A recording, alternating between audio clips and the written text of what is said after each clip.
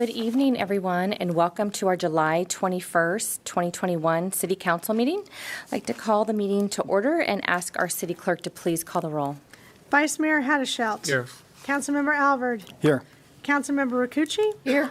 Councilmember Mendoza. Here. And Mayor Bernasconi. Here. Thank you. I would like to ask our new Deputy City Attorney, Mai Tendone, if she would lead us in the Pledge of Allegiance.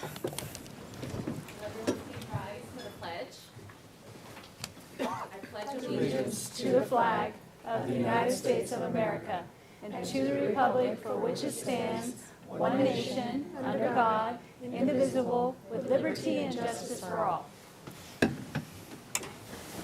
Thank you. I'd like to ask our city clerk to please announce the procedures for addressing the City Council. Good evening and welcome to tonight's meeting. If you haven't already picked up an agenda, there's some available at the end of the staff table. And if you do have a cell phone, we'd ask that you put it on silent at this time. If you're here to speak to an issue appearing on the agenda, all items will be open for public comment before final action is taken. Speakers are requested to restrict their comments to the item as it appears on the agenda and stay within the required 5-minute time limit. If you're here on behalf of a group with no other member of that group speaking, if you state so, the mayor does have the discretion to extend your time. If you're here this evening to speak to an item not appearing on the agenda, you may do so under public comment. A total of 3 minutes is allocated per speaker. And as a reminder, the Brown Act does not permit the council to take action on items that are brought up under public comment. If you do address council this evening, you'll be monitored at the podium. The light will be green when you begin to speak. When the light flashes orange, you have 1 minute left to conclude your comments. When the light flashes red, we'd appreciate that you be seated. And if you do address council, we'd appreciate your name for the record. Thank you. Thank you. We have 2 presentations this evening. We'll start with item 5.1, Annual Placer Mosquito and Vector Control District Presentation. Good evening. Hi, everybody. Is this on? I think it's on. Okay. Yes, I can hear you. Hi, I'm Megan Lobano. I'm the Public Information Officer from Placer Mosquito and Vector Control District. It's great to see all of you. We haven't been here in over a year. The last time we were here was in 2019 when we were talking about the invasive mosquito detection. Some of you, I think, remember that presentation. Just to give a little bit information of why we're here today, we come out every year and just give you an annual update and kind of talk about what's going on with mosquitoes throughout the county. So I'm just going to quickly go over that, but I do want to touch on invasive mosquitoes. So when we came out in 2019, that was our initial detection of invasive Aedes aegypti mosquitoes. Since that initial detection, we have not found them throughout the county again, although our surrounding counties nearby Placer have had their initial detections even this year. So we are doing enhanced surveillance to see if we can find these mosquitoes, and if we do, we'll be updating the public as quickly as we can. So this next slide that I have is a map of our entire service area, which is all of Placer County, and it just goes over the different vectors and diseases that we see throughout the county. So here in West Placer, and especially in Roseville, we deal with mosquitoes and then West Nile virus. In Mid Placer, we'll be dealing with mosquitoes, and then we see ticks and Lyme disease. And then up in East Placer in the Tahoe Basin area, that's where we see yellow jackets, and then we deal with some rodent issues. The next slide is just going to be some information on what we're seeing this year and this season throughout the county. So drought conditions, as you know, we're back in a drought, and that actually increases West Nile virus transmission. So it's because of the bird and mosquito transmission cycle. They're gathering around whatever water we have, and that's going to increase West Nile virus transmission. So unfortunately, you would think if there's less water, we're always encouraging people to dump in drain standing water, there'd be less mosquitoes and West Nile virus transmission, but we actually see an increase. So that's an update with just drought conditions. Like I mentioned, no invasives, but we're looking for them, and we're looking for them hard so that we can let people know how to get rid of them, and we be doing everything that we can to help get rid of them. Most important with invasives is getting rid of standing water. It's hot, so we're seeing mosquito activity all throughout the county right now. I know that in western Roseville, we usually see nuisance mosquitoes in the springtime. Usually February is usually when they come out. That's like the West Park neighborhood. I know Councilmember Alvord, you're out in that area, so is our trustee, Ross Hutchings, lives in that neighborhood. We see a lot of mosquito activity in February and March usually, but those those mosquitoes are transmitting disease. We are working on a way to address those nuisance mosquitoes, even though that's not really in our mission statement. Our mission statement is to take care of those mosquitoes that are transmitting disease, but we're looking for a solution because that's where we see the most comments from the public, especially the West Park neighborhood. Back in June, that was when we had our first West Nile virus positive mosquito sample for this year. So at this point in time, I think as of this morning, our update is that we have 8 positive mosquito samples, and those are actual samples of mosquitoes from traps that we have out throughout the county. And then we had 2 positive dead birds as of today. So that's pretty average for what we've seen the past few years. Last year was an extremely mild West Nile virus season. We're expecting it to be a little bit different this year. That's the majority of the updates that I have for you today. I wanted to keep it short. I only have a few minutes on the agenda. The next slide has information on how to reach us. Our website was updated in 2020, placermosquito.org. You can find all West Nile virus information on our homepage with updates of what we're seeing with West Nile virus positive samples for not only Placer County, but also for the state. And then there's tons of information on how to protect yourself. It's mostly important to use an EPA registered repellent and then dump and drain any standing water on your property. Are there any questions? Go ahead. The eight positive samples that you had, were those in Roseville? They were. The Okay. initial one was in Roseville, and then we've been seeing activity in Lincoln, and then mostly in all agricultural areas, so no urban areas yet. So there was just one in Roseville? There was one in Roseville. There's been multiple in Roseville, but the western agricultural areas. Okay, Yeah. thanks. Any other questions? Megan, thank you very much. Great presentation. We'll move on to item 5.2, Boys and Girls Club of Placer County update. Good evening. Thank you, Mayor and Council, for letting us come here today. I'm Randy Tooker, CEO of Boys and Girls Club of Placer County.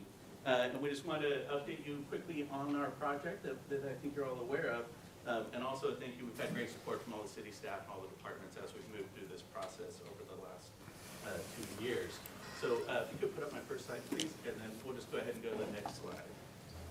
Just as a reminder, where we're building the clubhouse, it's the former North Roseville Rec Center and then Roseville Excel, as Pauline's well versed in, and in the Roseville Heights neighborhood. And we've had great response from the neighborhood so far as we've been there, and even as we're making noise now. So next slide, please. As we were looking for the site, we were reaching out to leaders like yourselves and others to figure out, is this the right spot to do it? Does it make sense? And when the numbers come back and there's over 3,700 kids within a mile and a half of the center, we knew it was the right spot already, but it just reconfirmed that and let us know that we were doing the right thing to make it happen, to support the kids and families of Roseville, as well as to help strengthen the community as a whole. So the next slide. So that, as you remember, going back 2 years, that's what the site looked like.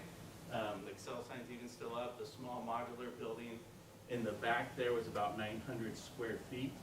And then the next slide shows you what it looks like today, if you haven't been by there. So we're finally going vertical after 2 years of work doing everything from mitigation on the site work, getting plans set up, and everything else. This is what we look like today.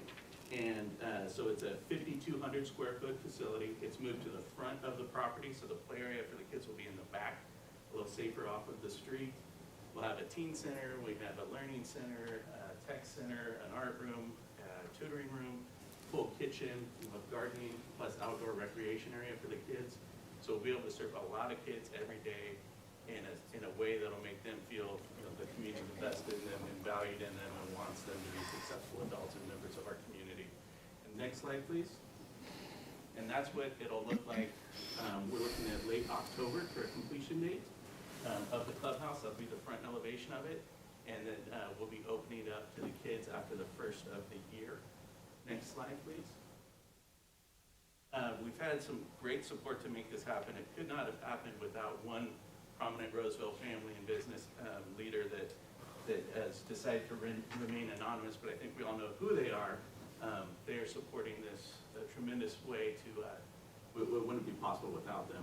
And then coming in later on that, at naming right levels, Union Pacific, Kaiser Permanente, Sutter Health, Roseville Auto Mall, Foster Community Foundation, DPR Construction, and then Reunite, looking here in Roseville is actually building the building for us. So we've got a great team with it. We're really excited about it, and mostly that it's going to get open finally and be ready to serve kids. Does anyone have any questions at all? Excellent. Any questions? I'll just say that when I pass by it, it looks fabulous. I mean, you've got wooden structures up there, and it's like it's happening. And so I'm just very pleased. You're doing a great job, and looking forward to you being in the community and being our good neighbor and helping the kids and the families. So thank you, Randy, and your people for what you're doing. And we'll invite you all out for an open house, our grand open house. Great. Thank you all Yeah, very much. please do. Thank you very much. Okay, and now it's time for public comment. Now is the time for anyone to, are we doing phone calls? Okay. For anyone to address the council on any item that is not on the agenda. We'll do phone calls and those that are in person. Do we have anyone here this evening in person that would like to make a comment? This-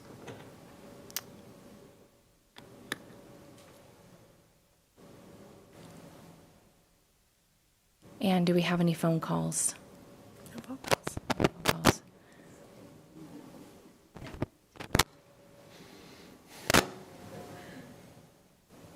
Okay, I will close public comment. Are we good? Okay, thank you. Okay, and we'll move on to the consent calendar. Our clerk can please announce the procedures for approving the consent calendar. All matters on the consent calendar are considered to be routine in nature and will be passed by one motion. There will be no discussion on consent calendar items unless a member of the City Council, staff, or the public requests a specific item be removed. This evening, Mayor Krista Bernasconi will recuse herself from item 7.10, Plug in America, due to a potential source of income conflict. Item 7.2 regarding the 401 Oak Street demolition project is removed by Councilmember Pauline Rakucci. And item 7.29 regarding appointment to the Local Sales Tax Citizens Oversight Committee is being removed by staff. Mayor Krista Bernasconi, if you'd like to inquire if there's any phone calls or people in the audience who would like an item removed from the consent calendar. Thank you. Is there anyone here tonight that would like to speak to this item in person?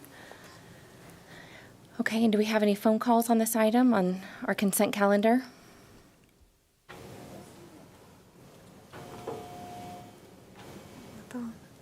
Sounds like maybe we have one call.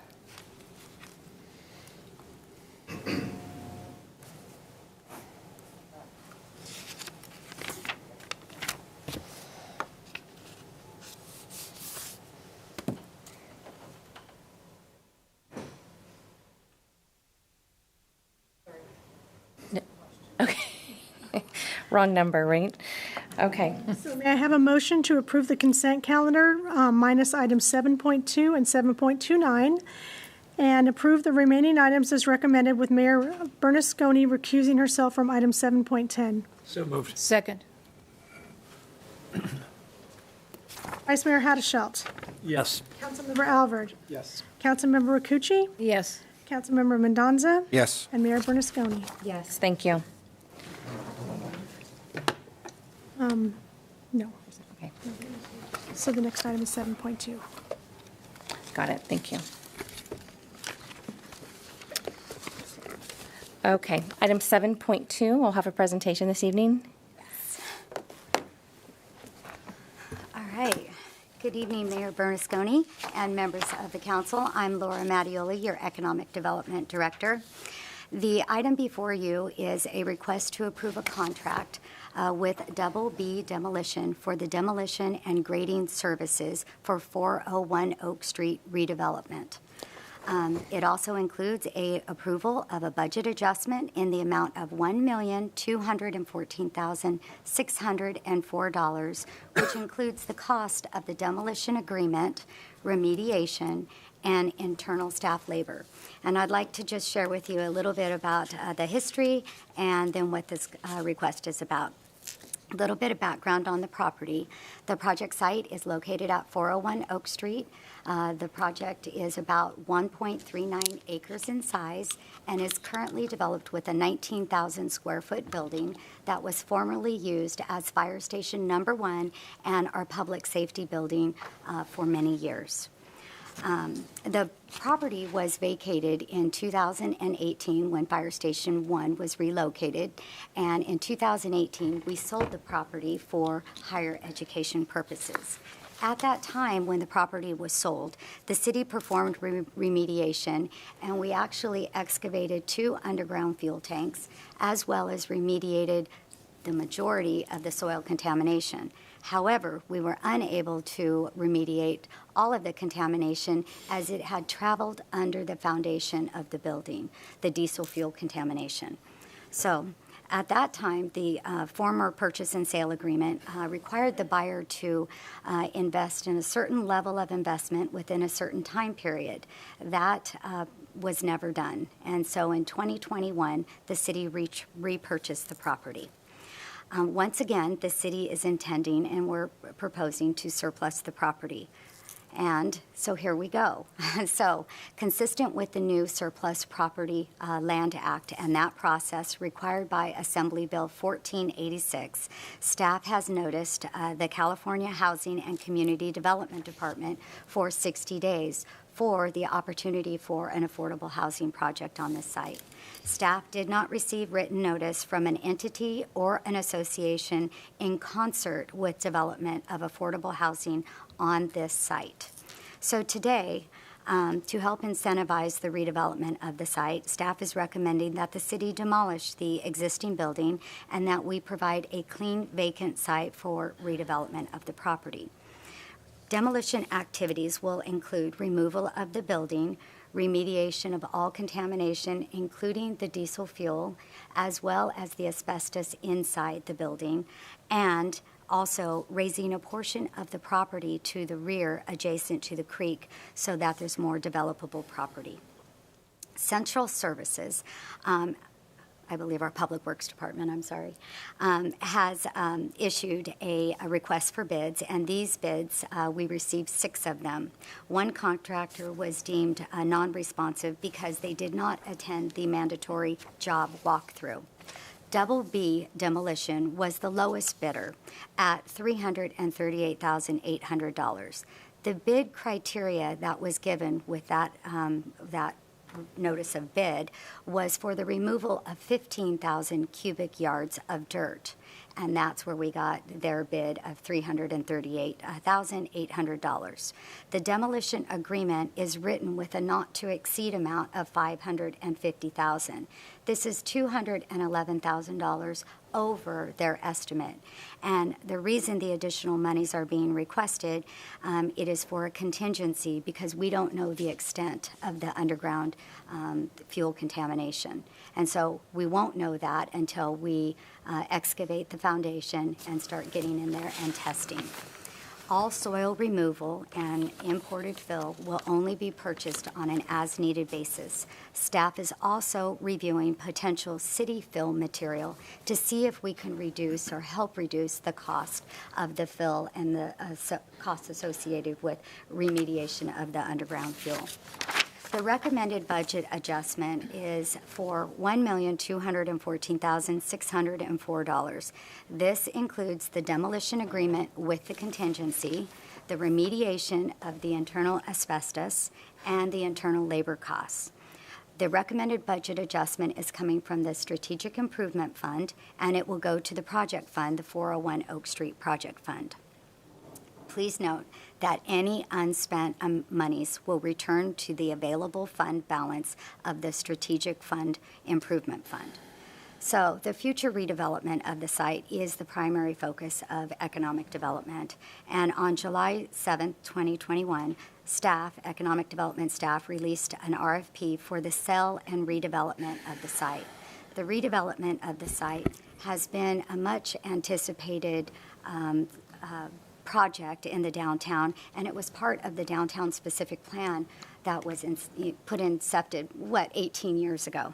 And so with that, the downtown specific plan, there's a variety of uses on this property that are principally permitted. Office, commercial, retail, including education as well. The responses to our RFP are due September 20th. The city expects that the property will be sold for a fair and market value.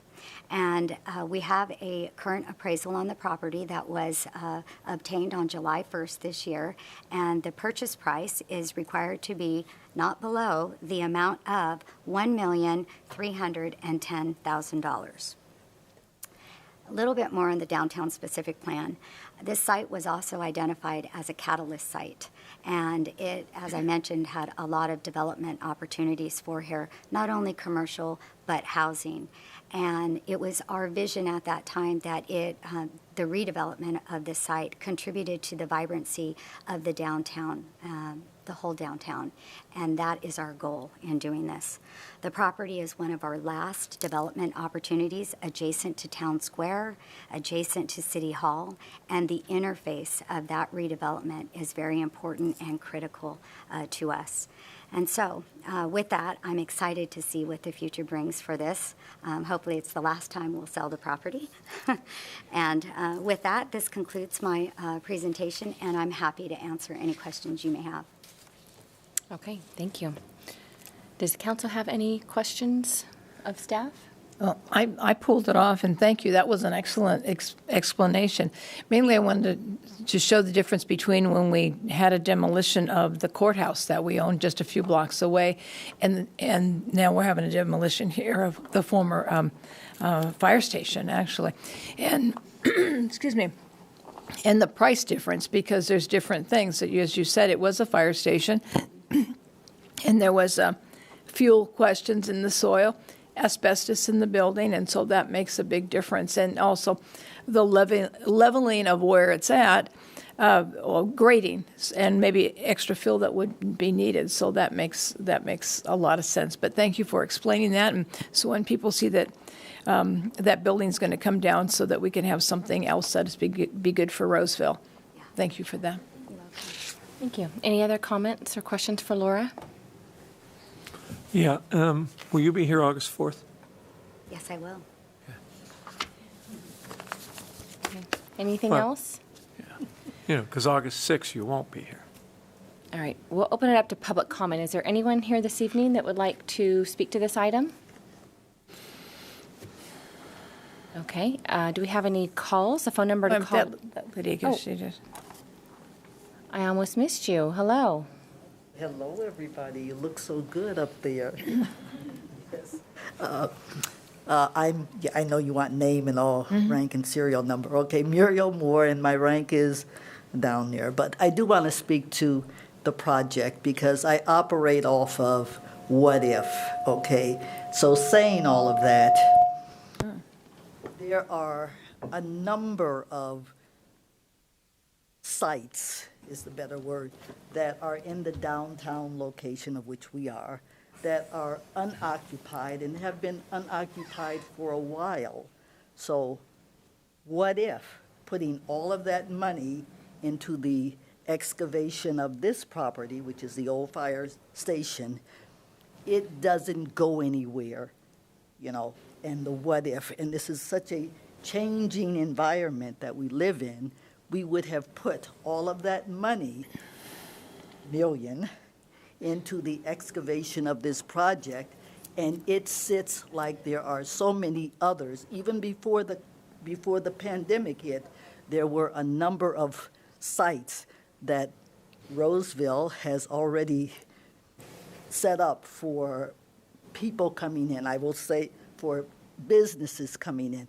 We had the university that was going to come in, and there were a number of others, which sits. What if? Money spent, and it sits for years. So that's all I wanted to say, to take good note of that, that we don't rush to put money into excavation, remove oil, and not knowing, because someone, a developer, will come around and say, I don't know, oil under here, I don't know. You know, it's just like having mold, so what if? That's my comment. We appreciate your comments. Thank you very much. Is there anyone else here who would like to address this item in person? No, we'll take phone calls. The phone number to call in, 916-774-5353. Okay, we don't have any calls this evening. So I will close public comment, and unless the council has any other comments, okay, go I ahead. just have a comment. Muriel, I appreciate your question because I asked something similar about this particular issue. And my understanding is for a developer to come in and buy the project, the building, and have to demo it and clean up, it's a big question mark for them. And so it's going to be hard to sell it that way. But this is a very prime area for our downtown. And in my inquiries, the feedback I got was if it's clean, if it's a clean site right next to the creek, right by the an active downtown, and it's already been cleaned up, that it's much more likely to sell, and it's very attractive product. And so that was the thing that convinced me this is a really good idea to do it. Instead of try to sell a question mark and let somebody gamble on what it's going to be like, we're going to prepare it, have a nice clean lot, and I think it'll be very attractive, and it's going to be a real big benefit to our downtown because we're more likely to get somebody to buy it sooner. So that was my understanding. That's why I'm pretty supportive of it. So, Any other comments? Okay, you have a motion? To adopt Resolution 21-308, approving a contract purchase agreement by and between the City of Roseville and Double B Demolition, and authorizing the city manager to execute it on behalf of the City of Roseville, and to adopt ordinance number 6379, ordinance of the Council of the City of Roseville authorizing certain amendments to the fiscal year 2021-22 budget and declaring this ordinance to be immediately effective as an appropriation measure. May I have a motion? So moved. second. Vice Mayor Haddashelt. Yes. Councilmember Alvord. Yes. Councilmember Rakucci. Yes.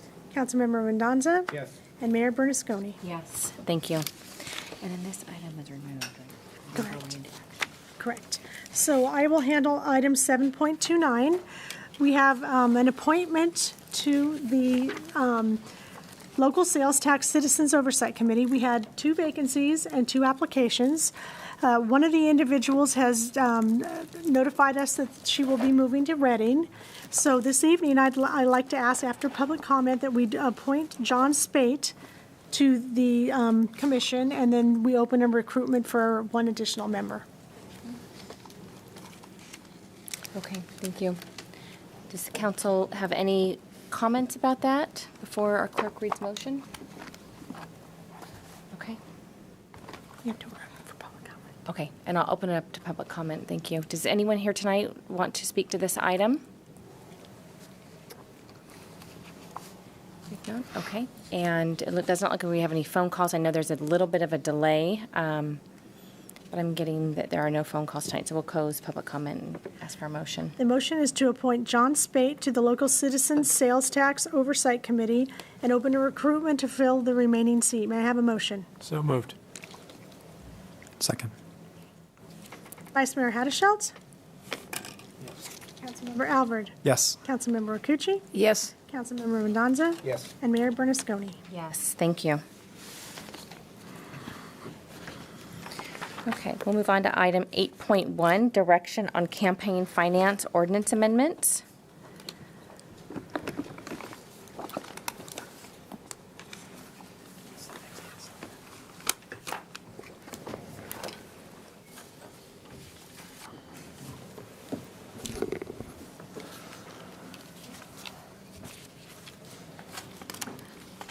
Good evening, Mayor Bernasconi and members of the City Council.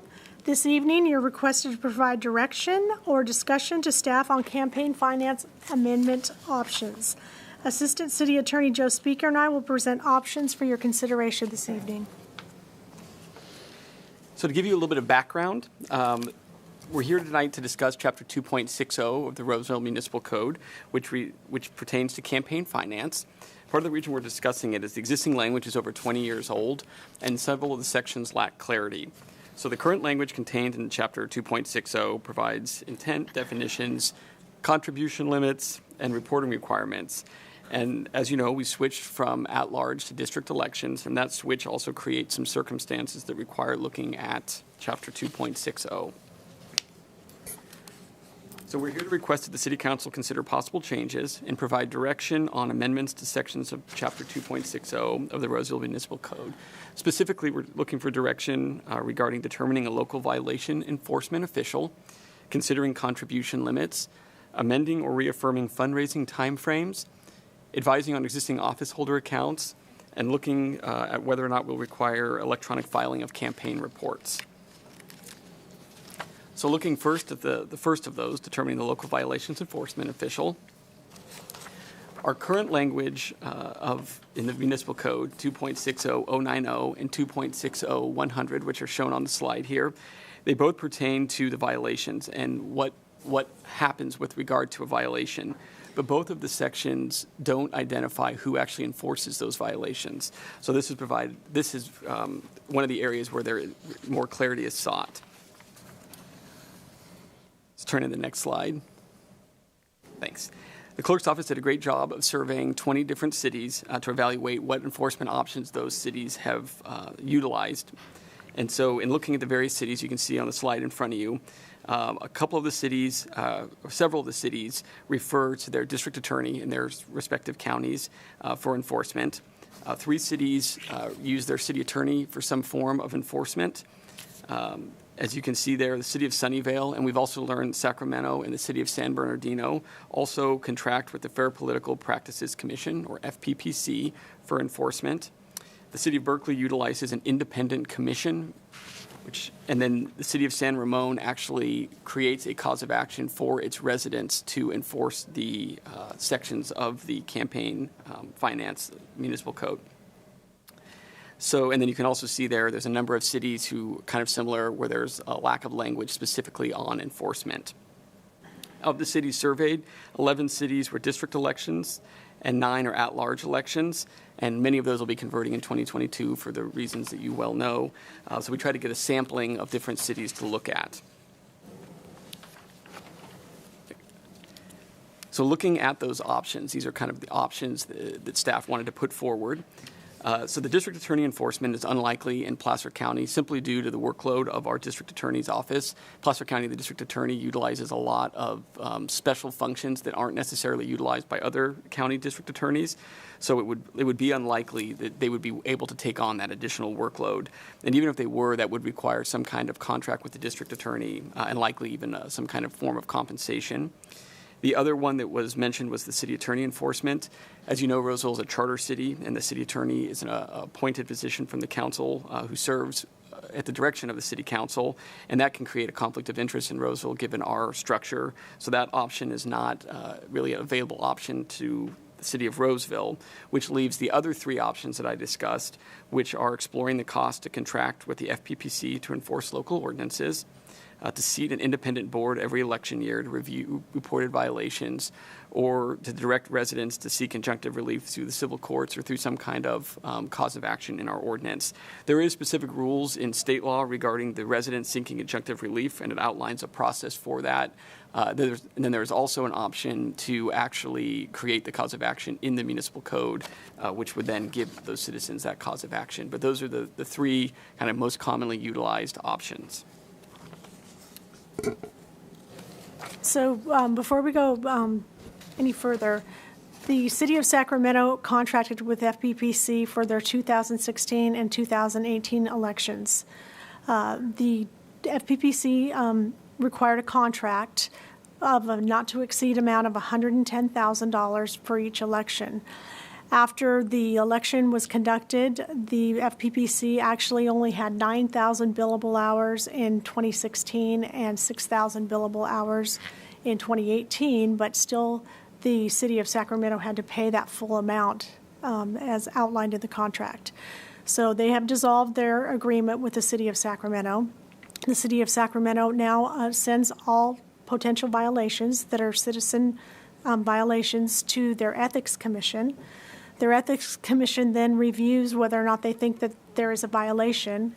If they do determine, then they hire an evaluator, and that evaluator investigates, and then the city can fine that individual for that. The county of San Bernardino also contracts with FPPC. They have for very, very many years. Their approximate cost per year is roughly $9,000 to contract with FPPC. And remember, we have a difference here because we have FPPC reports that are due, but Roseville also has local reports that are due. And I think there needs to be a differentiation on that if we want them to enforce our local ordinance, we'd have to pay for that.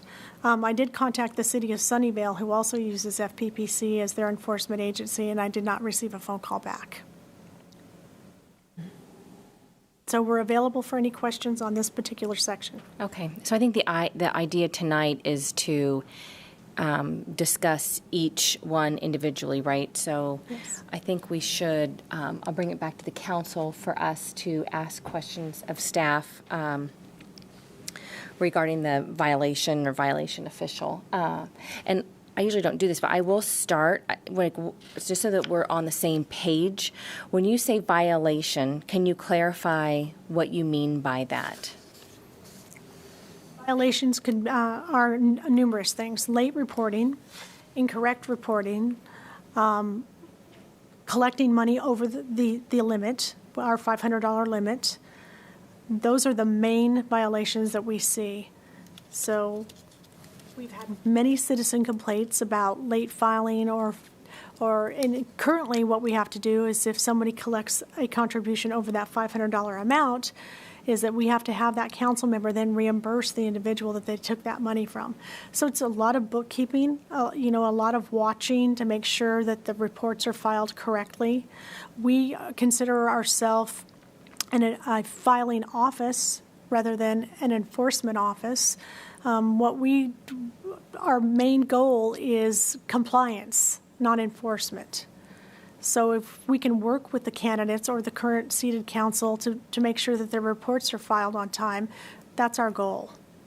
Thank you. And to be filed correctly. And I think that's just important for us to share as we get into this conversation regarding violations, because I think the public doesn't realize that as elected officials or public officials, we have to file forms annually and disclose how much money we make, how much money our partners make, our sources of income, and then during campaign season, when and where those contributions and how much money is coming in. So I just wanted to clarify that. So thank you very much. I'll start.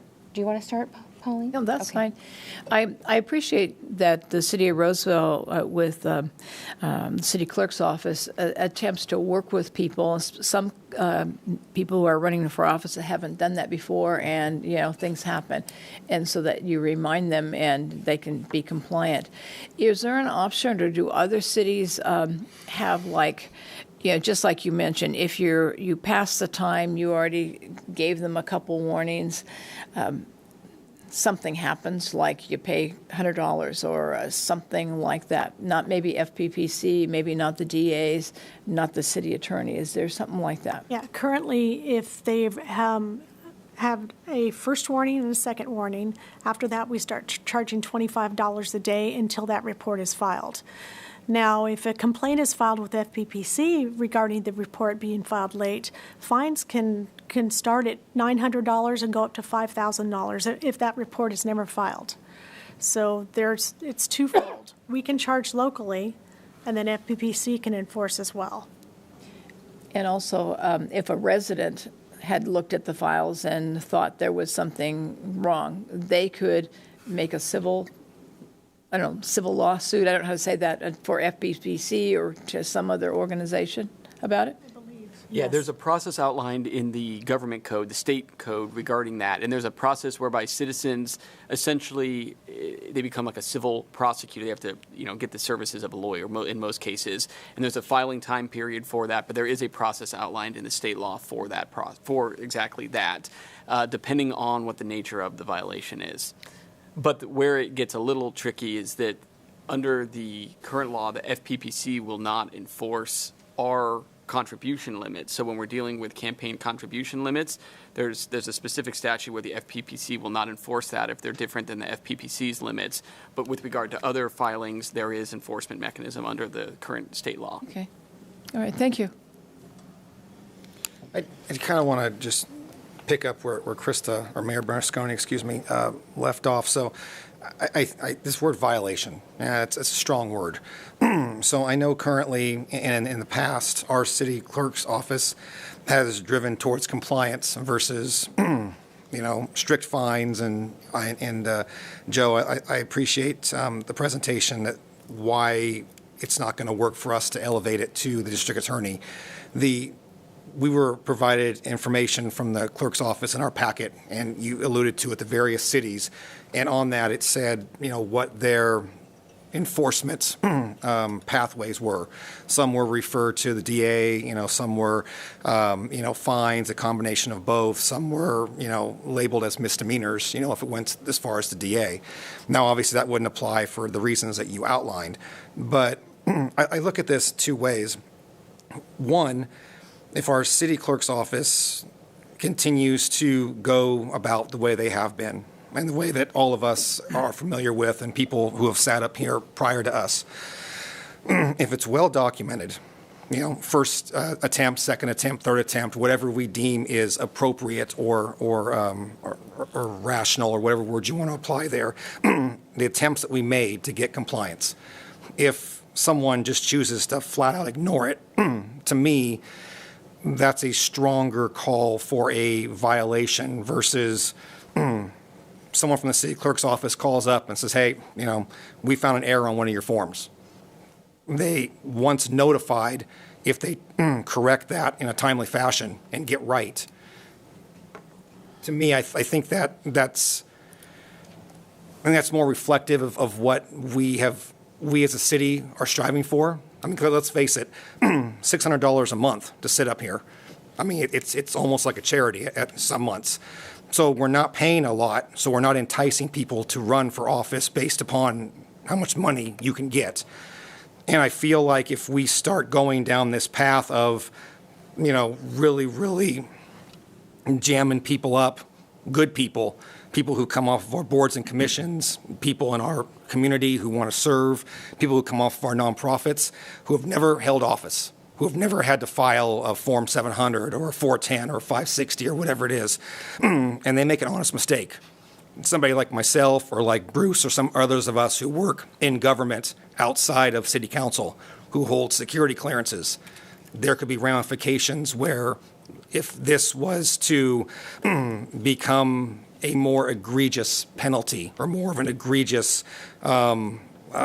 issue, that could prevent us from holding our day jobs. It could affect our careers. It could affect backgrounds and clearances and things like that. So I want to be careful. I want to make sure that we are acknowledging violations, that we are taking them seriously. But I think that the driving towards compliance goes a long way. And at a certain point, if it's like anything else, right? If we don't get compliance, then of course those next steps need to be factored in. But I don't think that we need to start right at, we need to escalate it right away. I think it's worked well. Do I think it probably needs some tweaks? Yes. But I just want to caution my fellow council members of how deep we go right off the bat, because I think that it sends a message to those who may want to run, the people who we want to entice to be up here to serve their community. And I just think that we need to keep that in mind as we look at how we revise and reword this ordinance. So, thank you. Thank you for that. Vice Mayor Haldeshout? Yeah. Do our city school district members file with you? They file with the county. Do our high school board members file with you? The county. Do Rockland city council members file with us? Obviously not. No. They file with the county. What's the county's process? No, Rockland officials file with the Rockland city clerk. Okay. And Lincoln, the same thing? Correct. What is their process for? Similar to ours. As far as enforcement, they too, as a group, all of us, work towards compliance. But if there's a violation? The process of looking at these different things were brought by citizens who felt that there was not enough teeth when people didn't file. So let's go back to the school districts, which are they're special districts, but they're based here in Roseville. Correct. If there's a violation there, does that get handled by the county district attorney or at the state level, because they're a special district, right? So is there information No, if they're there required- that can be If they're informative to us? required to file at the Placer County agency, I have not spoken directly with Ryan Ronco on how they handle enforcement. Right. That's, right now, we want to compare apples to apples rather than apples to oranges, because Yeah. they may have a completely different process than we do. But, yeah, that'd be important to me before I give any advice on any of the options before us to understand that as well. And I think all of these items are, in my view, kind of interconnected. So one of the policies you're asking for us is with respect to the time period in which contributions can be accepted. If that changes to be more like other jurisdictions, then the FPPC issue with compliance or tracking electronic filing changes as well. So I think there's a lot of questions I have tonight, but we'll take it topic by topic. Thank you. Councilmember Alver? Just going back to Bruce's comment on the high school district, for example, all of our school districts report up to the Placer County Office of Education. I know our high school district isn't even just in the city of Roseville. It's got Granite Bay and Antelope, and so those wouldn't be city-related. I think this particular item is one that I brought up. I wanted to see something kind of clarified because in the last election that we had, this was used as a weapon against at least one candidate. And there was claims of 18 or more FPPC violations just because this was reported to the FPPC. Well, it turns out that none of those were true except for some late filings in an off-season, off-election year. And so I'm very concerned about letting it go to the FPPC for a couple of reasons. One is they're very expensive. They take forever to give a response. Therefore, anybody can just make a claim like these 18 supposed violations and use that as a weapon while you're waiting months for a response. And having residents have to seek injunction through civil courts, it seems like that's a real pain. If a resident has a sincere concern about something, to say, well, you need to go through this route, it kind of is going to dissuade people from complaining. And so if we set up an independent board,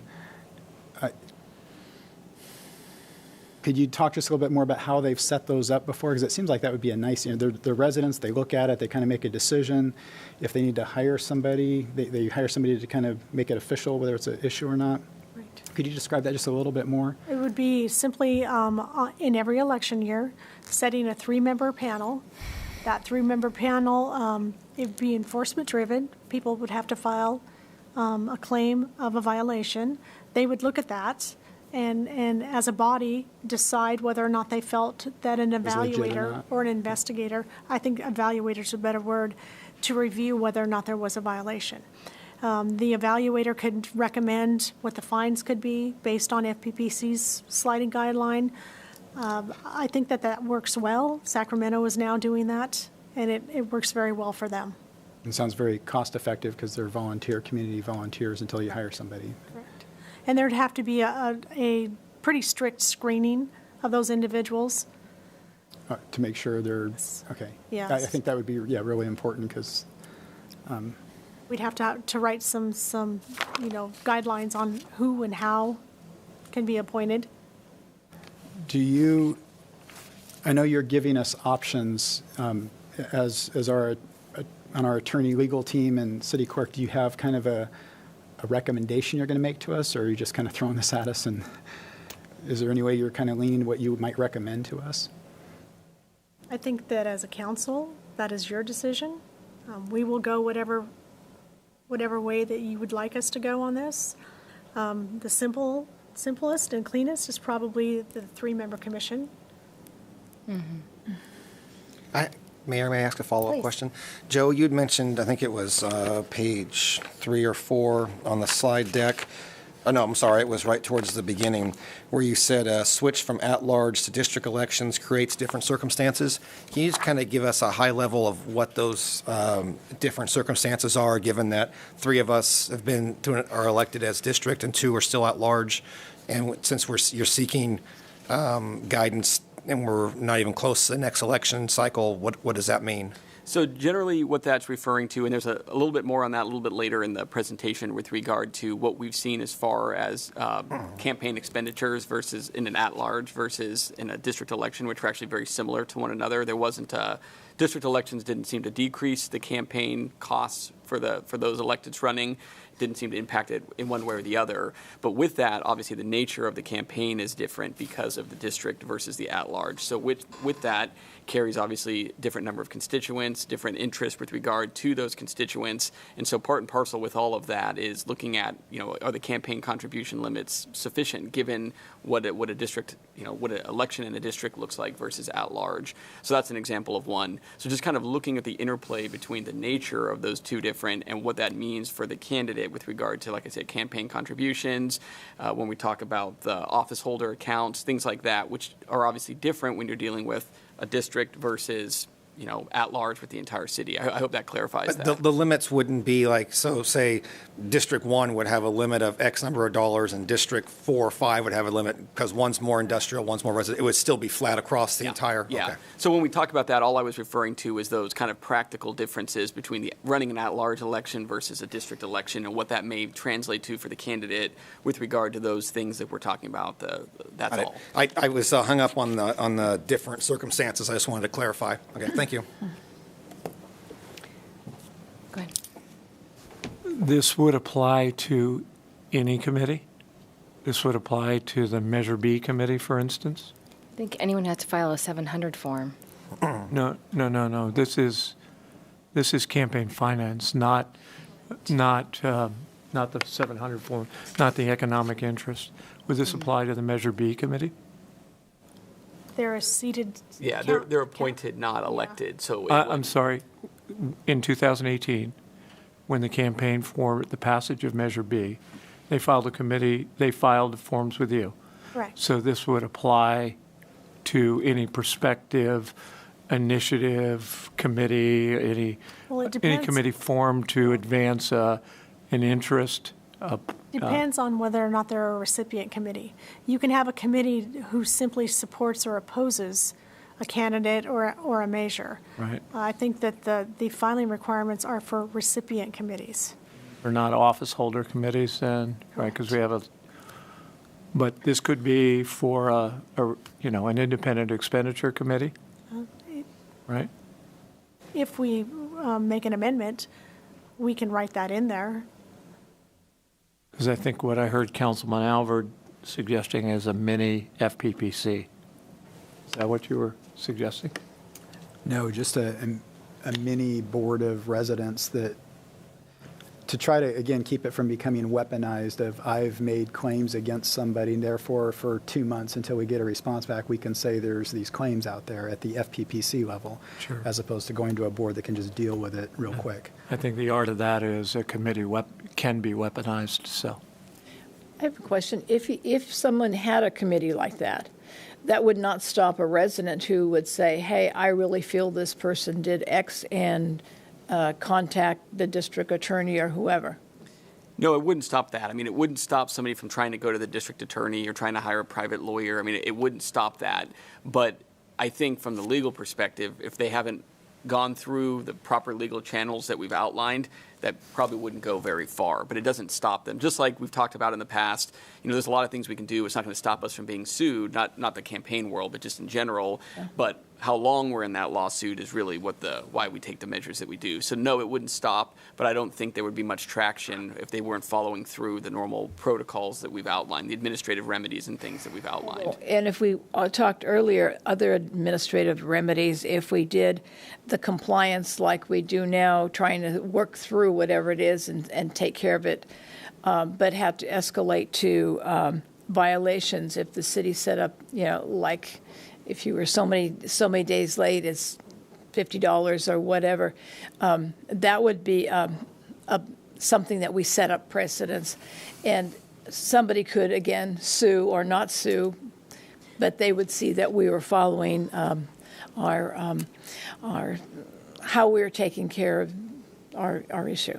Well, and as far as lawsuits and following the policy of the government code, typically the lawsuit won't be over, the election will be over before the lawsuit. So in order to correct or to remedy something that the lawsuit was filed against, the election's already over.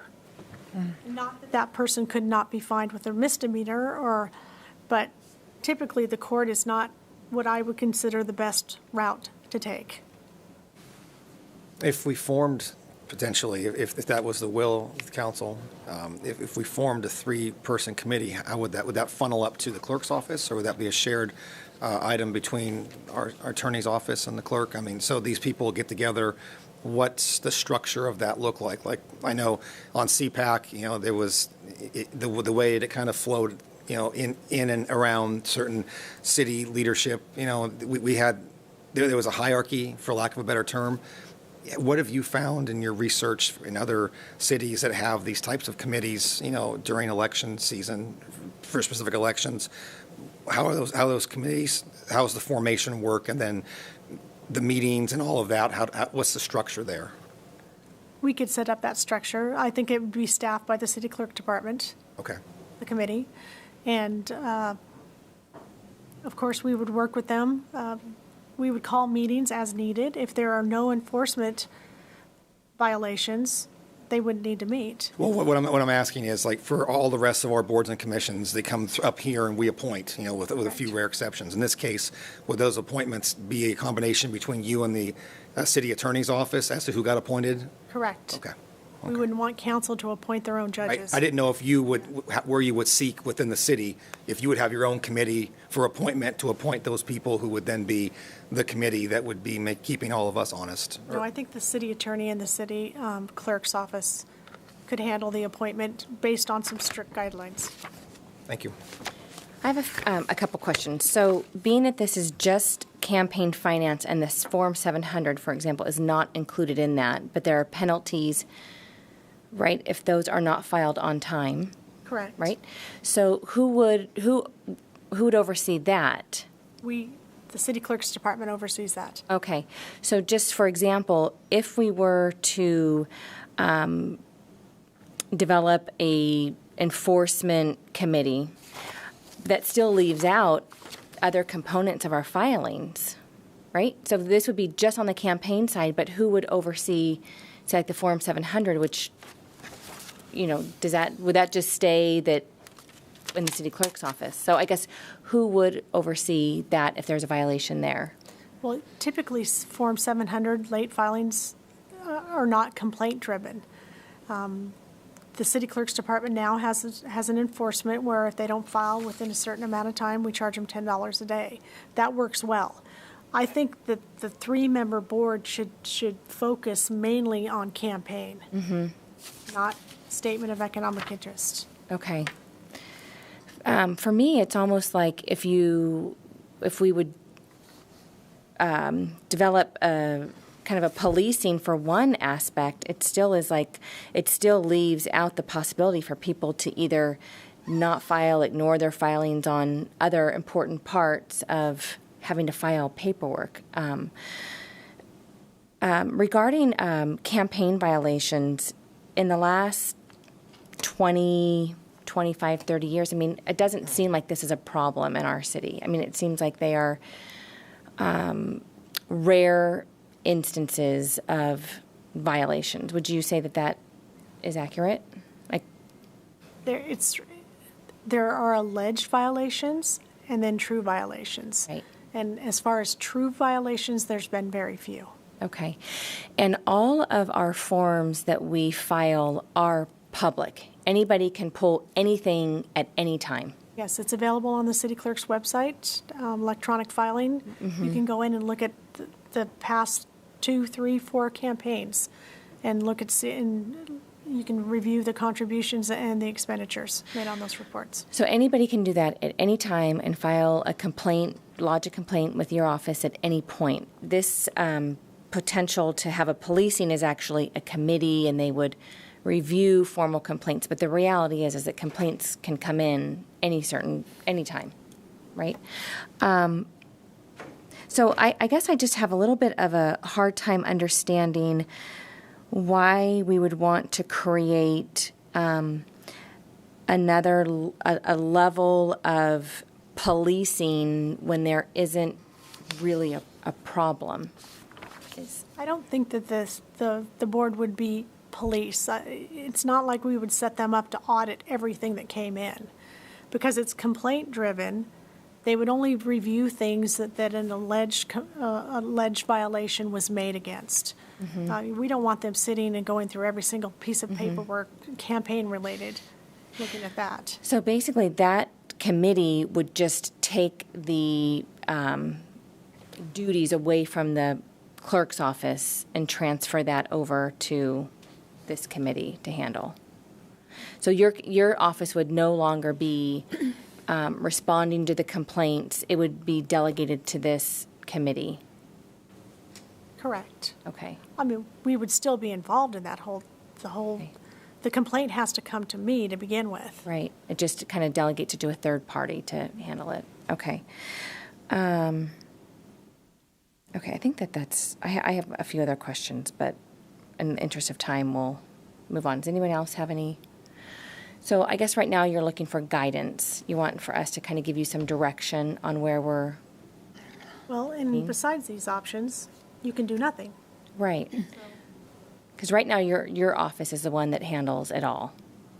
And so one of the request options that Joe said really isn't an option is that the city attorney's office, but you're saying the dynamic between the city attorney being somebody that works for the city council, is it awkward, or is it really a conflict of interest? Yeah, I mean, so it's really not even an option? Yeah, and so I looked, on the list of cities that were provided, there were 3 cities where the city attorney had some form of enforcement: Concord, Livermore, and Monterey. And just to give you some perspective, Concord and Livermore are general law cities, so they don't have a charter. And their outline in the general law, the city attorney has a different role, whereas in Roseville, our charter designates the city attorney. It says that the city attorney is the attorney for the city council as well as the city. So we have a little bit different dynamic there because of that. And in the case of Monterey, Monterey is a charter city, but the way theirs is structured, their city attorney has the authority to sue on certain matters by going through the courts. It's a slightly different process than a true kind of enforcement. It's basically the option to then go to the courts through the civil remedies, the same kinds of civil remedies that a citizen would have. But again, it's a different structure because the way their code is set up, their city attorney doesn't have the same structure under their council that we do under our charter. So it's not really an awkward, it's really a legal, it creates a conflict of interest. So it would violate the rules of professional responsibilities for me to sue one of you. You can't sue your own client. Yeah, so there's the two components. There's the charter, and then as lawyers, we're bound by the rules of professional conduct that have a whole set of other rules that we have to follow, and it would be inconsistent with the rules of professional conduct. Okay. Maybe we can pull up that slide that is the options violation official, because the first 2 bullets under options really aren't options. I mean, aren't anything that we would want to consider. And then there's the 3 there. There's also the 4, do nothing. There's the 5, do something different than what's on there. So I think we should kind of take a poll from the council on if there's a particular option that's jumping out, or I want to ask a question that built off of your question. Does that extend to a contract attorney? We contract out with. Yeah. So again, I would say the answer to that is yes, in the sense that council approves those particular contracts. So we wouldn't be able to utilize our typical contracting structure to hire a lawyer because council approves our agreements with outside counsel, at least our outside counsel forms. So I think that from the rule professional conduct standpoint, that's still going to be an issue. Okay, any other questions, or should we kind of start our deliberations? Does someone want to? We have to open to public comment. Or you want to take public comment at the very end, or do you want to take it after each segment? It's up to you. I'd like to just start on our deliberations, and then I can move on to public comment. Okay. Okay. Do you want to start, Councilmember Alvord? I mean, are there certain options on that slide that? I think that asking a resident to go find an attorney and seek relief, the third option, I don't think that's very kind to our community if they have a legit concern. And the first one with the FPPC, watching what happened during the last election, that's a ridiculous long process. They don't deal with some of the city issues. And to me, it seems like the responsible thing for our community is just to have an independent board, so we don't have the head of the Democratic Central Committee or the Republican Central Committee sitting on this board. I mean, we try to make it really, truly independent. And if a complaint comes through the city clerk's office and it's not something that can be dealt with, and she can give it to the group, hey, you want to look into, you guys, should we pursue this? And if they think there's something there, then they can hire an investigator or whatever. I like that idea. I think that's something that can happen quickly. It's responsible for our community, and it kind of protects the candidates as well, and it's not weaponized. Like going to the FPPC saying they've got X number of complaints when you could just trump up any number of complaints to make it look bad when they're not real. So that's kind of where I'm leaning. Okay, so you lean towards. I am interested in what the public has to say too before I. Vice Mayor Haddishelt? Yeah, and I'm not prepared to provide any guidance on any of these things tonight. As I said at the outset, they're all interrelated. If you look at Sunnyvale, this has no contribution limits, so there's no local enforcement. And I do think it's kind of setting a, I think that we've got to figure out other things and not look at, Mayor, I thought you asked the really salient question. In the 20-year history or longer, right? How many, significant accusations of campaign finance violations have there been? Somebody forgot to check the box on, or put in their FPPC number. That's pretty curable and pretty quick, right? But if it's something significant, right, I don't know that there has been that. So I think we have to look at all of these before we decide on any policy direction on anything. Okay, thank you. Councilmember Mendonça? So I'm glad that because it wasn't on the slide, that there was the other option of just do nothing. But in the beginning, I think the main reason this came or was brought back was because there was concern that we had something on the books, but there was no teeth as far as enforcement.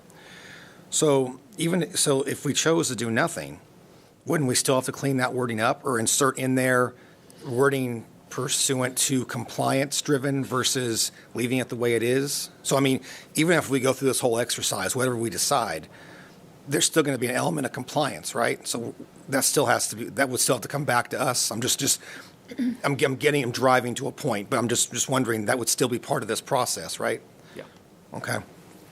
So there are, including our city attorney, there are other people, because we came off of the weekend recently, that I have not had a chance to sit down with.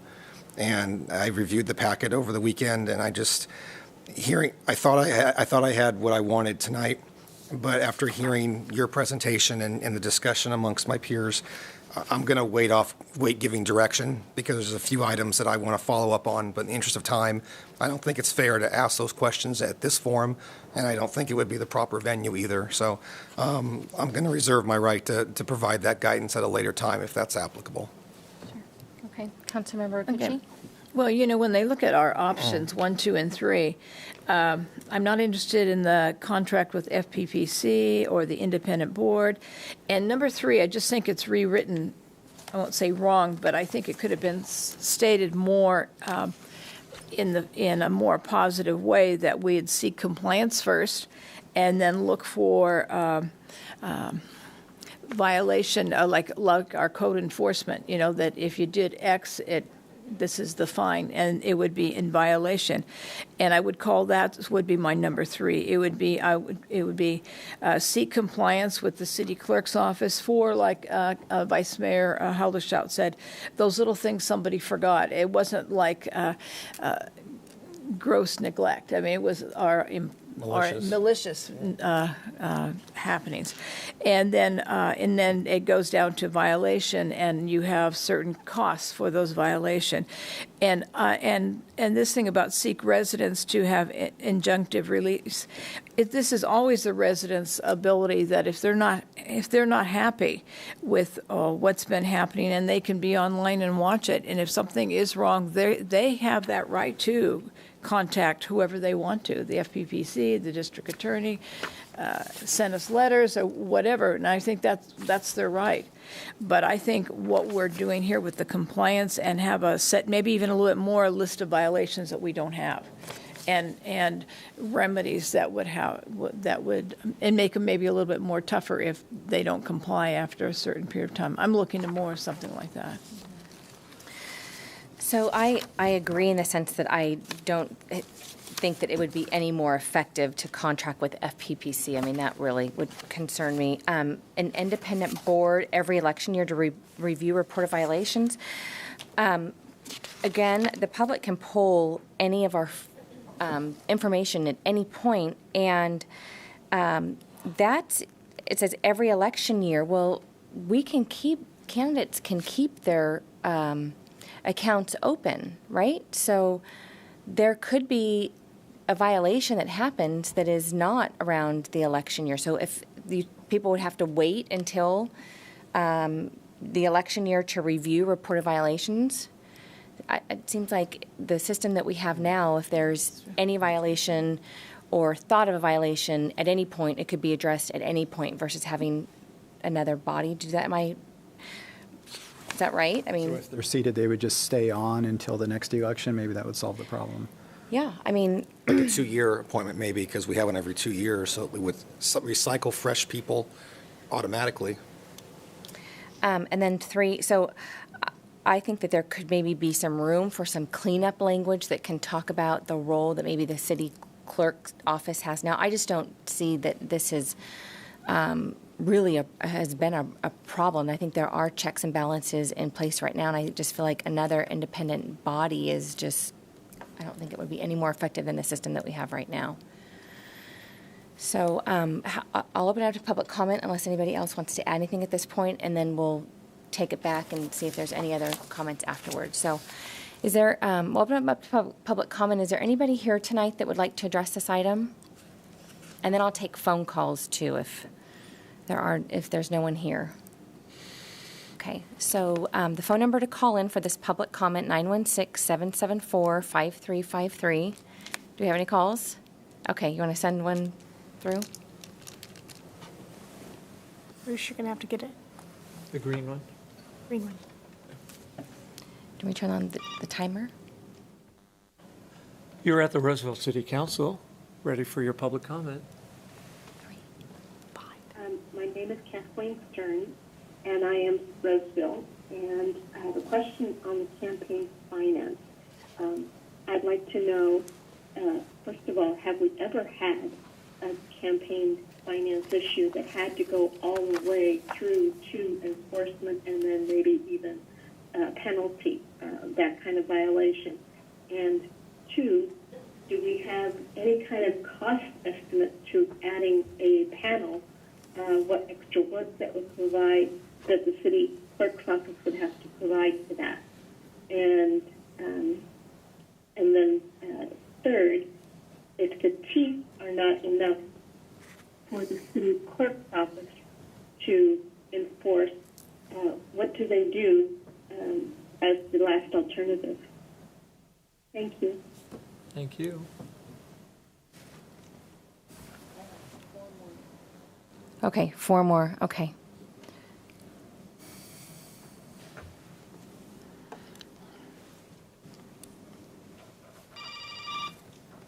Good evening. Welcome to the Roseville City Council. We'll take your public comment now. Thank you. Lisa Larkin. I support option 1, or do nothing. Administrative proceedings by the FPPC, the Enforced Division. It's simple, it's fair, it's most trusted by the public as nonpartisan. The public does not want anybody related or reporting to the city council making the decision about candidates and election finance campaign. So I support either option one, going to the FPPC, even if it's an expense, or do nothing for now. Thank you. Thank you. Quick clarification, the option 2 was not us seating them, it was an independent, right? So we don't pick them. Okay, making sure. Okay. Good evening. Welcome to the Roseville City Council. Please provide your comment now. Okay. Turn down. Hello, this is Barbara Brass. I'm calling in to say that Barbara, can you turn off your TV or turn it down, please? turn off the TV. I'm sorry. Yes. Thank you. Okay. I'm concerned that the voice of Roseville residents will be overwhelmed by wealthy corporations if this ordinance is put through, and it weakens our already fragile democracy. Thank you. Thank you.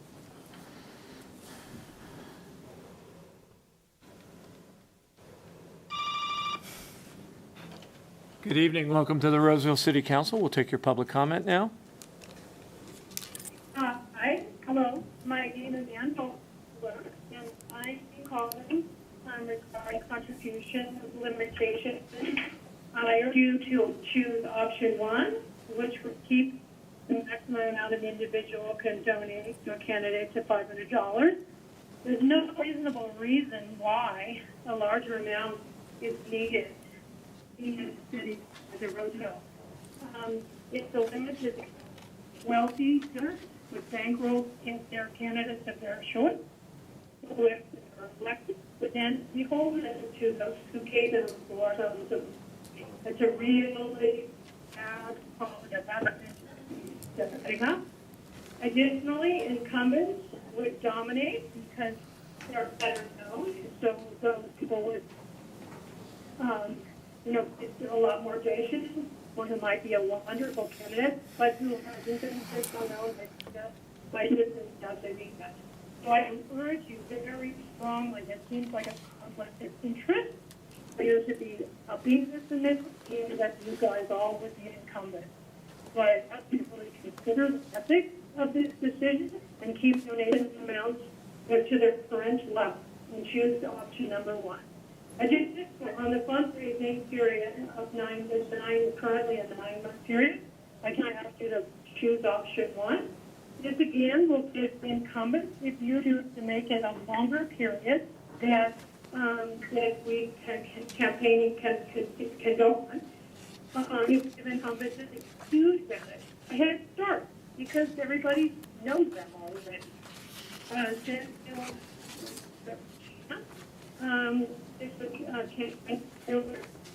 Campaign year-round, which to me is ridiculous. People are elected first to get done for a city, not spend their time campaigning, which is what you said it was. Completely sensible, folks, and keep option one, which keeps it to a 9-month campaign. And there's plenty more. Thanks for listening, and I hope to take my comments seriously. Thank you very much.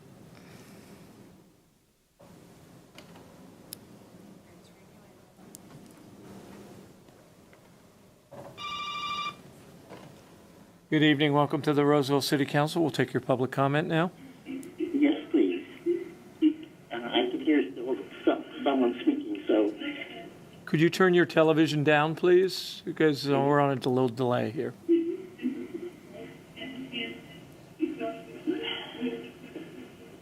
Okay, is that better? No. Go ahead and make your comment. We can hear you. Okay, thank you. My name is Perry Lustgarten, and I'm a Roseville resident currently living in District 4 and a voter for some 32 years. I would like to speak on agenda item 8.1 about campaign finance issues. Adam Bonica, who's a professor of political science at Stanford University, is quoted in many of his notable political studies as stating, money makes a great deal in elections. It matters enormously. He further states that the people who win elections district's partisan makeup. And the people that win those elections are still given and then must spend ridiculous sums of money because, again, big donors like to curry favor with candidates they know are a sure thing. Professor Alexander Fornés of public policy at the University of Chicago suggests that it becomes normal for campaigns to spend higher and higher amounts. Fewer people run, and more of those who do are either independently wealthy or maybe connected in some way to the city in which they are trying to run. In other words, the arms race of unnecessary campaign spending could help to empower candidates who are well-known and privileged. These privileges and concepts are particularly apparent in what I call petite donations for local or usually lesser-known elections, which may garner little or no attention by voters. We are addressing agenda item 8.1, campaign finance issues that will affect our community. Some tonight may urge the council to allow for bigger campaign donation limits, currently at $500 per individual, which should be raised to $4,900 currently allowed by the state of California. There are three options under consideration. If we allow larger contribution amounts, it makes it much easier for the wealthy to bankroll candidates and easier for incumbents to dominate, which makes it harder for new candidates to win. I respectfully urge the council to retain the $500 limit so everyone has a fair chance in an election. Another important topic is fundraising outside the 9-month window, which is a bad idea on many fronts. This would give incumbents a huge advantage for the next election because they can fundraise year-round between elections, while a challenger can only fundraise after they begin a campaign. I urge the council to retain the current campaign financing similar to what it is now. Changing this 9-month window would create a format that permits the majority to dominate the council districts by always having a huge financial advantage over their opponents in elections. I urge the council to choose option 1, which is fair and even-handed for all candidates. Please retain the 9-month period for raising funds. Another important item being discussed here this evening. Many believe we need an independent commission or a fair political practices commission to avoid someone on one side of the aisle or the other purposefully seeking out violations of the opposing candidate. An independent commission is fairer, more transparent, and provides meaningful scrutiny. My preference would be to vote for option 1, which does not seem to be the general consensus of the council. But in the absence of option 1, at the very minimum, we should be looking at seating an independent committee that can evaluate the legitimacy between violations that may exist. I urge you, in the absence of selecting option 1, which would be to retain the $5,000 limit, providing an equal playing field for new candidates who must raise money from zero against incumbents or others who have leftover money from previous campaigns. Respectfully, I urge the council to consider the points made here and to vote for the option strongly suggested for the reasons detailed in my remarks. It's important that the public be part of this whole process in light of what we are enduring nationally now on the question of legitimacy of elections. It is as important as the election itself to make sure that we are transparent and clear and that everybody knows what everybody else has done and is doing. I thank you for your time and for your serious consideration of voting for these options this evening. Thank you. Thank you. So I would like to remind the public that are calling in, we are strictly talking about violations during this public comment period. Thank you. I think we have one more call.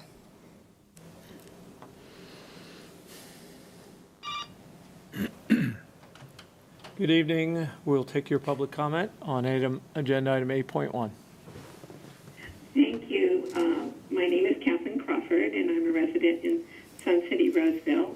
And I understand that I'm only speaking on the option of the local violation enforcement official portion, and that you will be hearing comment later on the other portions. My recommendation is that you arrange for a contract with the FPPC and that you notify the public and the candidate that that is the option that the city has chosen.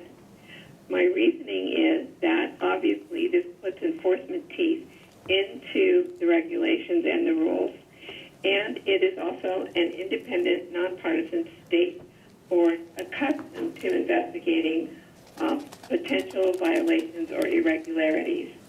I think an independent local board is a concept that is a bit naive. I think that there would obviously be a fair amount of politics involved in how that board gets appointed, and they would not have the expertise in investigating or getting to the background of any serious complaint. I think that that this is something that we need to take very seriously, although it has not been consistently a problem. But other portions of what you're discussing tonight could raise the stakes financially. And so I do see the interrelationship between each of these sections, and that's part of the reason that I really want to urge you to consider using the FPPC as your enforcement mechanism. Thank you for your time, and I probably will be calling back in a bit later. Thank you. Thank you. Okay, that's it for the phone call. So maybe we close up this section of it with the council. It doesn't sound like we have a whole lot of consensus, but maybe we can, I think Pauline and I were on the same page. I just had a question from what I'm just hearing some of the public make comment. Can it not work if we did compliance, we had our own violations, and then when it got to another level, then you could contact FPPC? Could that be a lesser cost? But only when you, is that possible? I don't know. Sure, it's possible. I'm But just the asking. contracts that FPPC has with other cities, there's no black and white. They enforce, they monitor. Over a period of time, period. Yeah, And if you don't use them, you pay. correct. See, fines are huge. They're very large compared to fundraising. Probably as are their costs. One of the callers did ask about, have there been violations, or I don't know if it's serious, I know there have been complaints, but you've been the clerk for a long time. Would you know how many over the last 20, 25 years that there have been? At least 5 that were fined by the FPPC, by Okay. candidates. Okay. And that's probably. That's in 23 years. And fines range from $900 to $2,500 at that time period. Okay. Okay. That was because they didn't file, they just refused. So, Okay. And then somebody did ask the question just about like costs incurred to the city on internal staff time. And clearly we don't know exactly what that is at this point, but that is something to also consider, is the staff time in developing that committee, that independent committee. Okay. So I think we have one member tonight that didn't want to take any sort of guidance. I feel Councilmember Alvord was leaning towards number 2. I don't think Tracy really had a clear I'm path. not ready to make a decision yet. So is this something that we can bring back, that we can discuss at another time? What are the next steps? Why would we bring it back? Would we need some more information on something? Because I don't understand why, we've had it before us. Why don't we make this decision? I don't think that there's any consensus. Consensus, And I think that maybe we need some more information. Do we have any suggestions if about? there's no consensus, then we don't change what we're currently doing. Okay. Okay, and if one of us wanted to revisit it again, we can bring this up again? Okay. I'm sorry, Mayor. I think I know the answer to this. Anyone in the audience tonight who sees that there's a violation, during a campaign, can go directly to the FPPC. Is that correct?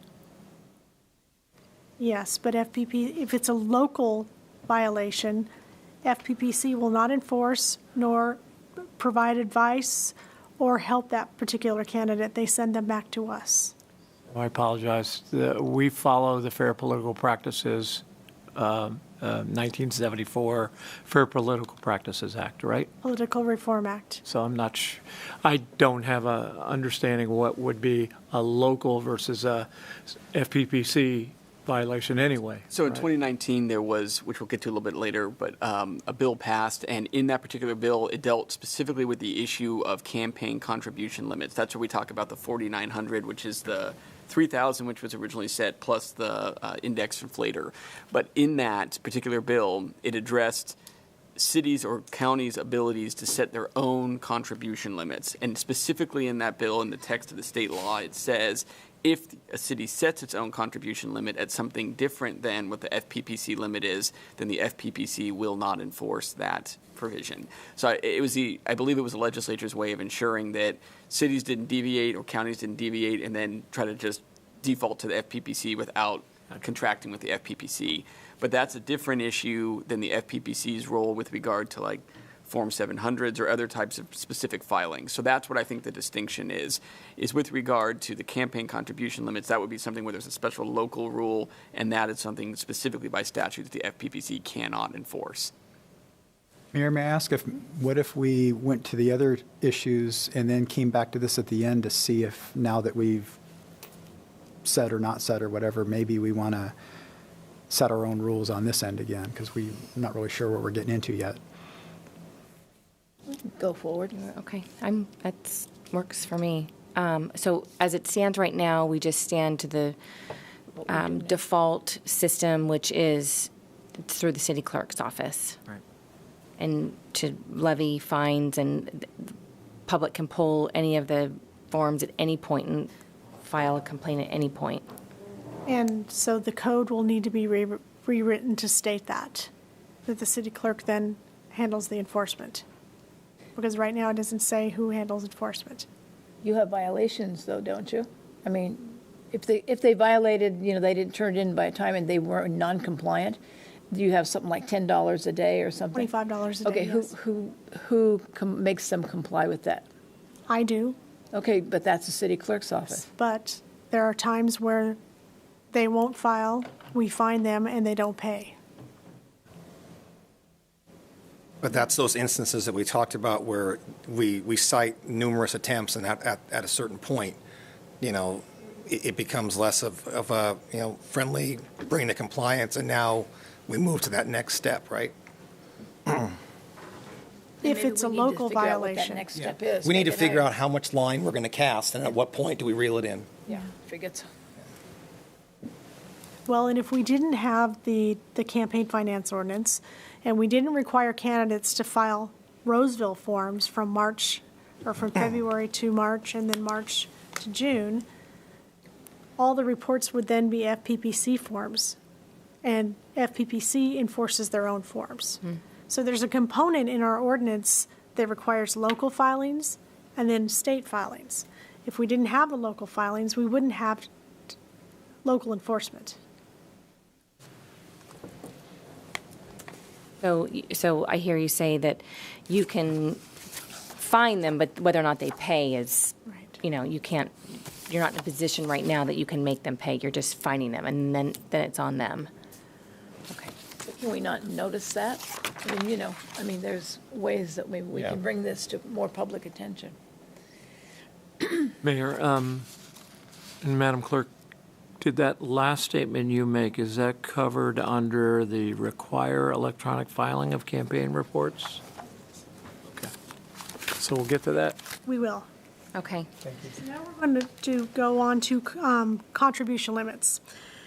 So in 2020, early of last year, the City Council approved a change from limiting expenditures, because we used to have an expenditure limits. We found out that limiting expenditures could be problematic, as it is a free speech issue. And then we modified the campaign finance ordinance to only limit contribution amounts, and that was set at $500. Limiting contributions provides voters with information on how funds are donated and spent. It deters corruption and its appearance by shedding light on large contributions, and it aids in detecting violations of contribution limits. The $500 amount is adjusted in January of every odd numbered year using the Consumer Price Index. So for the 2022 election, the contribution limit would be $510.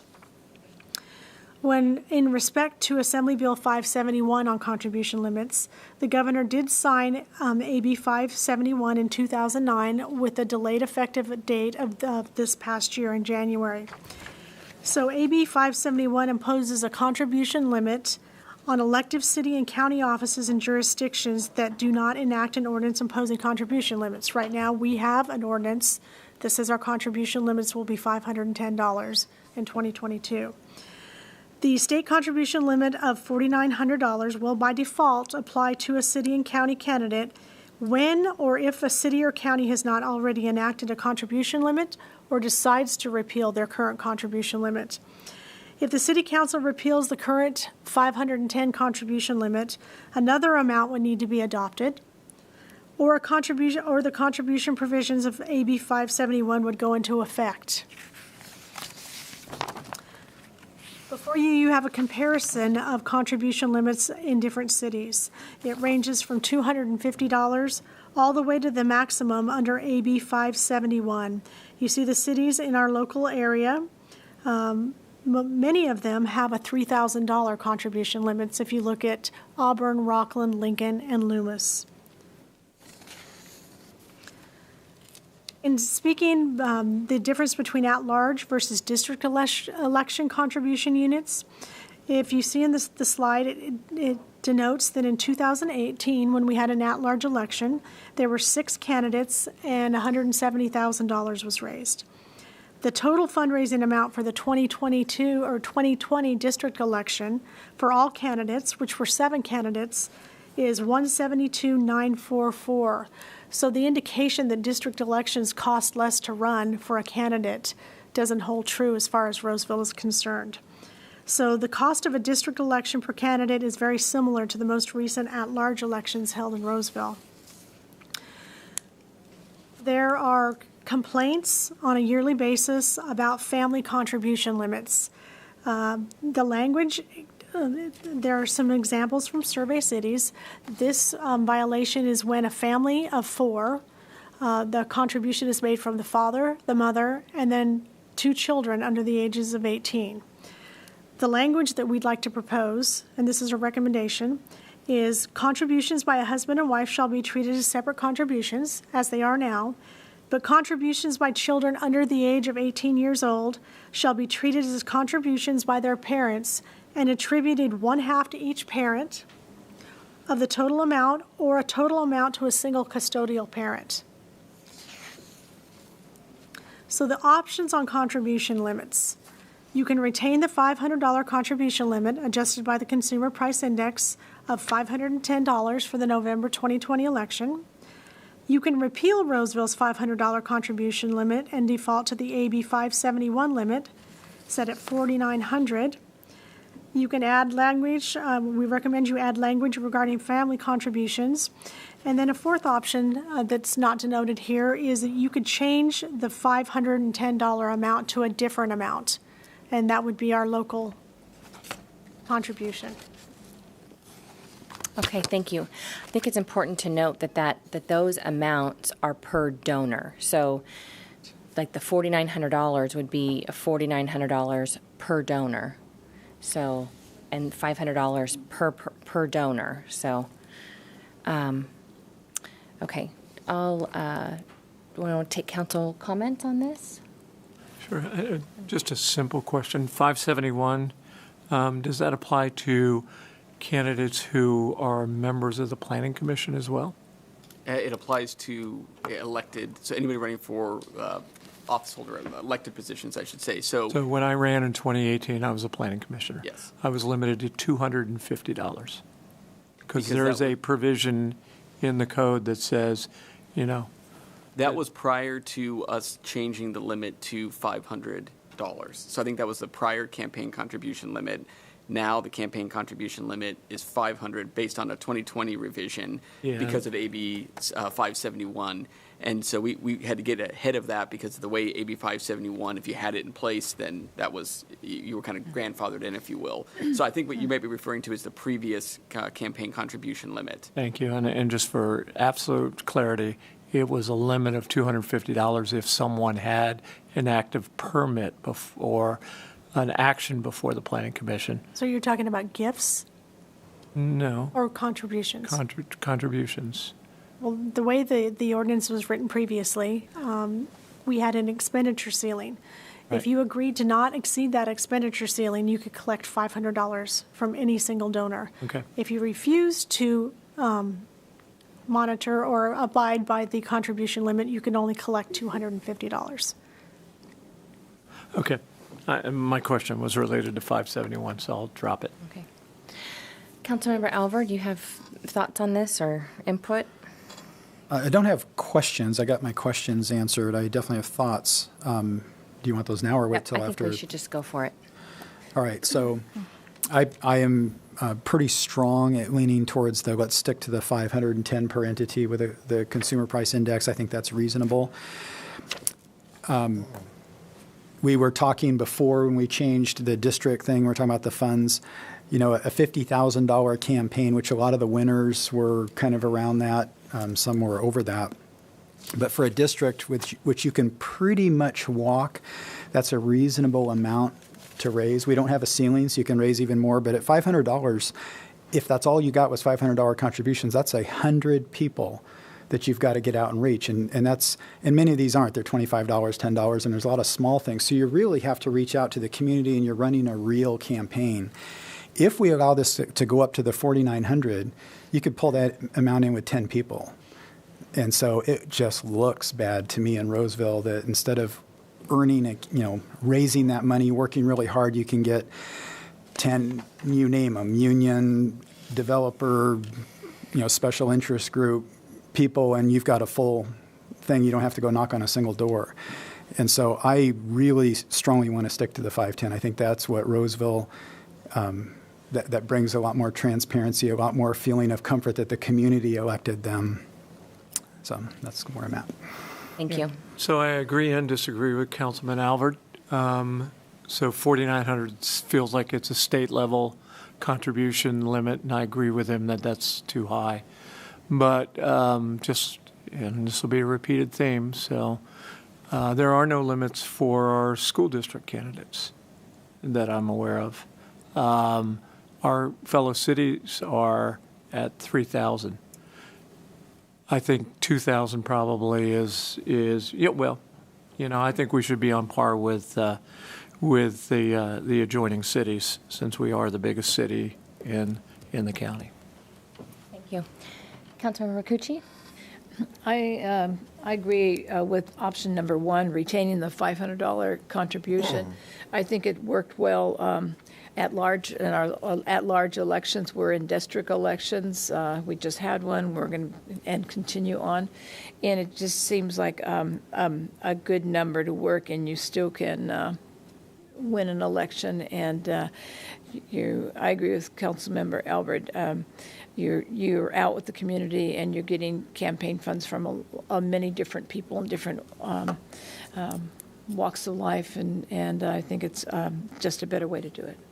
Thank you. Councilmember Mendonça? I agree that the 4,200 or 4,000, whatever it was, for the state level, that's just too high. I think the optics on that is bad. As a candidate, you'd be having to spend most of your time explaining, that amount. But learning that our neighboring jurisdiction, or cities, are in the $3,000 ballpark, and we're at $5,000. I wouldn't be opposed to, splitting the difference at 1,500, even $2,000. And my rationale for that is, three of us just ran a campaign in the midst of COVID, which, created a different obstacle, but it also caused me, as I reflected on this over the weekend, you don't know when the next curveball is going to come at you as a new person running or an incumbent. And as a business owner, I use three forms of information to get out in front of my customers. It's mailers, it's Facebook, social media, and just, going door to door. And I can go home right now and I can get an advertisement put into the mailers that get put in all your mailboxes, the little envelopes, all the coupons. I can get that cheaper today than I could get a small double-sided slate card during campaign season. I could get yard signs, metal stake signs that I could put throughout the community advertising my business in an off-election year cheaper than I can during an election year. The sad reality of it is all of the tools and mechanisms for candidates to get their name out in front of people, whether you're going door to door or you're doing it through social media or through traditional mail, those companies take advantage of the fact that it's an election, and they hike those fees up. And yes, at $500 a pop, you can, if you set a budget and you hustle, you can get those expenses covered. But I think for someone new who's not an incumbent, and I'm just kind of thinking, once this council has moved on, what are we doing for people who want to serve us in the future? We don't want to make it so difficult for them to at least get a head start. We want to level that playing field. And I just think that at $500 max, it takes a lot of work with the inflation and the amount of cost that gets inflated during campaign season, when in off-campaign times, it's not as inflated. I think that we need to look at, there needs to be some sort of an increase or an adjustment, which is why I think $1,500, even, I know it was floated, even $2,000, but I'm just kind of thinking split the middle between Auburn and Loomis and Lincoln. If they're at $3,000, even at $1,500, I think we're still, I think it's a fair price. I think it's a fair amount, and I don't think that it creates an opportunity to buy an election versus a state limit or a $3,000 limit. So that's where I'm at. Thank you. I will weigh in that I believe that, again, I don't feel like we have a system that's broken. I think that the 500, 510 is very doable, and I guess this is where I don't stand or agree with what our surrounding South Placer cities do, but I feel like it's enough. We did not have a chance to talk through the family member component, and I think you probably want direction on that as well. Correct.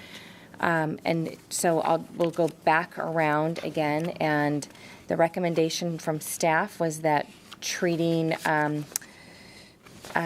two spouses as different is the recommendation. Are we all good with that recommendation? Yeah. Yeah. Yes, okay. Then the children component. So the idea was that you was splitting it between each parent if it's the custodial parent. So, Councilmember Alvar, what are your thoughts on? It's under 18 too. It's not above 18. Under 18, yep.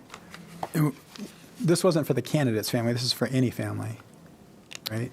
A contributing family. Contributing family, yeah. Yeah, I personally think children under 18 aren't valid contributors anyway, because I really doubt they're opening their piggy banks. So I'm not a fan of including the children at all.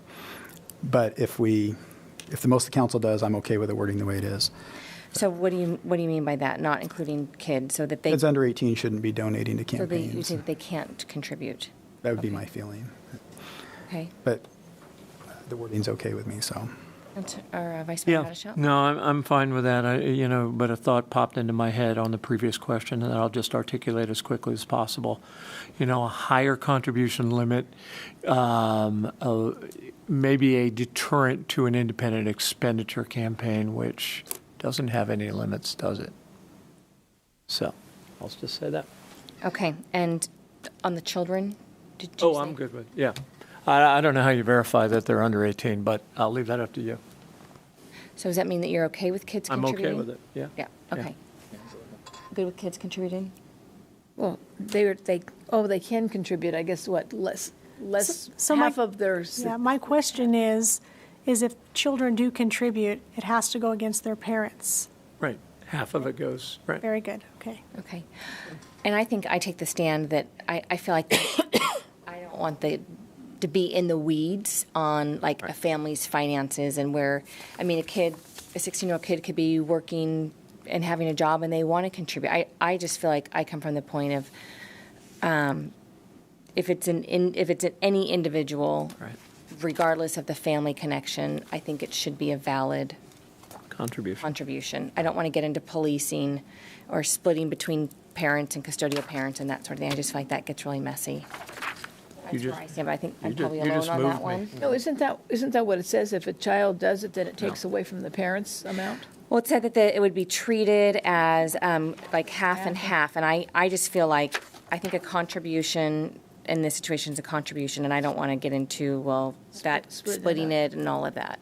I agree, because it's not uncommon. All of us who have been on boards and commissions, we see, teenagers and high schoolers, they come to these meetings, some of them get more politically engaged than others. I mean, I know on many of our campaigns, we've had, walkers and things that were kids, people who were engaged for one candidate or another. And so I don't think it's unlikely that if they, to your point, had a job, had a source of income, and if they choose to use that money, to give to a candidate or to support a cause or a bill or whatever it is, then that's their choice. Okay. Pauline? So then my feeling is then not to add that language on. I would say not to add that language. I Not feel to like, add the language.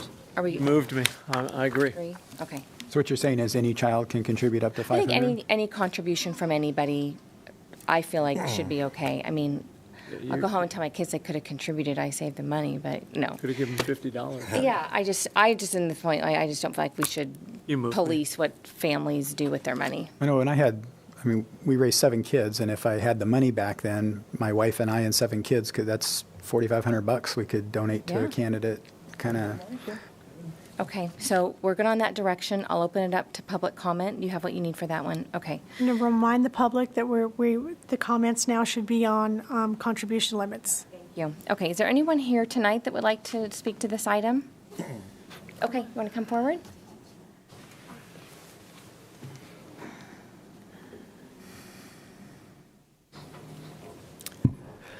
Good evening, Council. My name is Christopher Humphrey. I am in the Cresthaven neighborhood, District 2. As you can tell, I'm in a little bit less than I would normally traditionally be in. I actually work in IT, which brings me to the point that I kind of wanted to quickly make. I was glad to hear you guys were all in agreement about not going up to the default state number. However, the one thing that I'd also like to stress is the $3,000 number included another city, which was Palo Alto.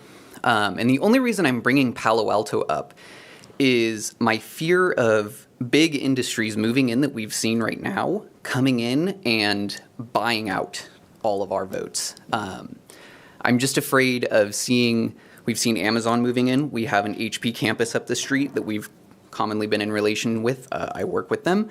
And we've seen plenty of other big tech companies we're all trying to lure in right now. Their money is very good to us. But at the same point in time, I'm worried about them taking over and using their money to the detriment of all of us. At the same point in time, I was glad to hear some back and forth on the contribution amounts between family members. I would caution you to allow kids to donate without it impacting the parents' final numbers. And the only reason being is, again, it goes back to who is in control and who is in the city. And I feel that if, again, we keep attracting these large businesses, these large corporations, one could simply come in and say, well, I'm going to donate $2,000, but my $2,000 is technically $500 from me, $500 from my spouse, and $500 from one of my kids and $500 from another one of my kids. So I would as well caution you to make sure that you fully understand where this money is coming from. We're all in agreement right now that we're a small city. We're not a small city anymore much, but we're trying to maintain that small city feel and allowing these big entities from outside to come in and destroy our amazing government, our foundational government. I know there was some wording about, this being a 20-year-old rule. And at the same point in time, I'd also like to remind everybody that this country is founded on a document that is from over 200 years ago that we are still using. So that age does not mean anything to us and should not mean anything to us. That is all I have to say tonight. Thank you so much. Thank you for your comments. Is there anyone else here tonight?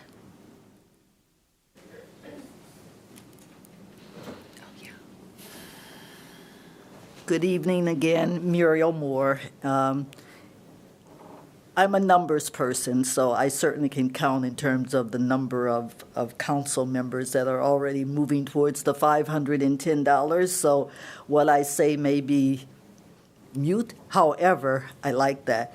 510 is what it should stay at, 500, because as Council Member Alvarez said, okay, it does allow for the engagement of those that are seeking office to engage with the community. That's what it's about. It's not about the big businesses coming in or who the chamber wants to support or whatever.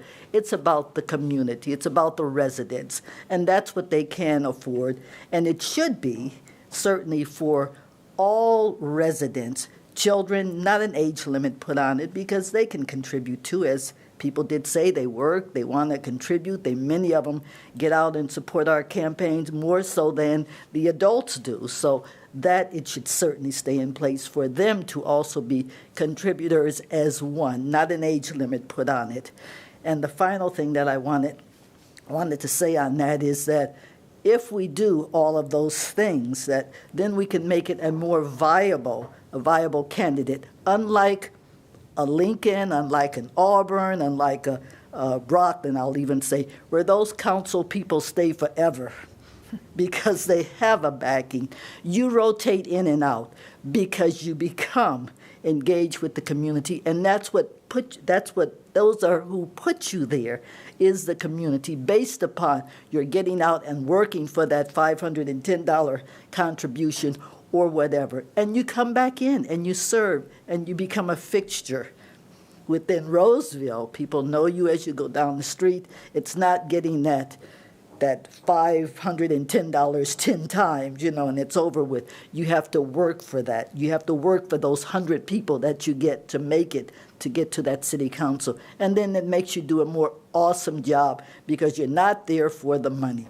Certainly you're not. So that's what I wanted to say. And thank you. Thank you very much. Thank you for that. Okay, is there anyone else here this evening that would like to make a comment? Okay, we'll go to the phones. The number to call in is 916-774-5353.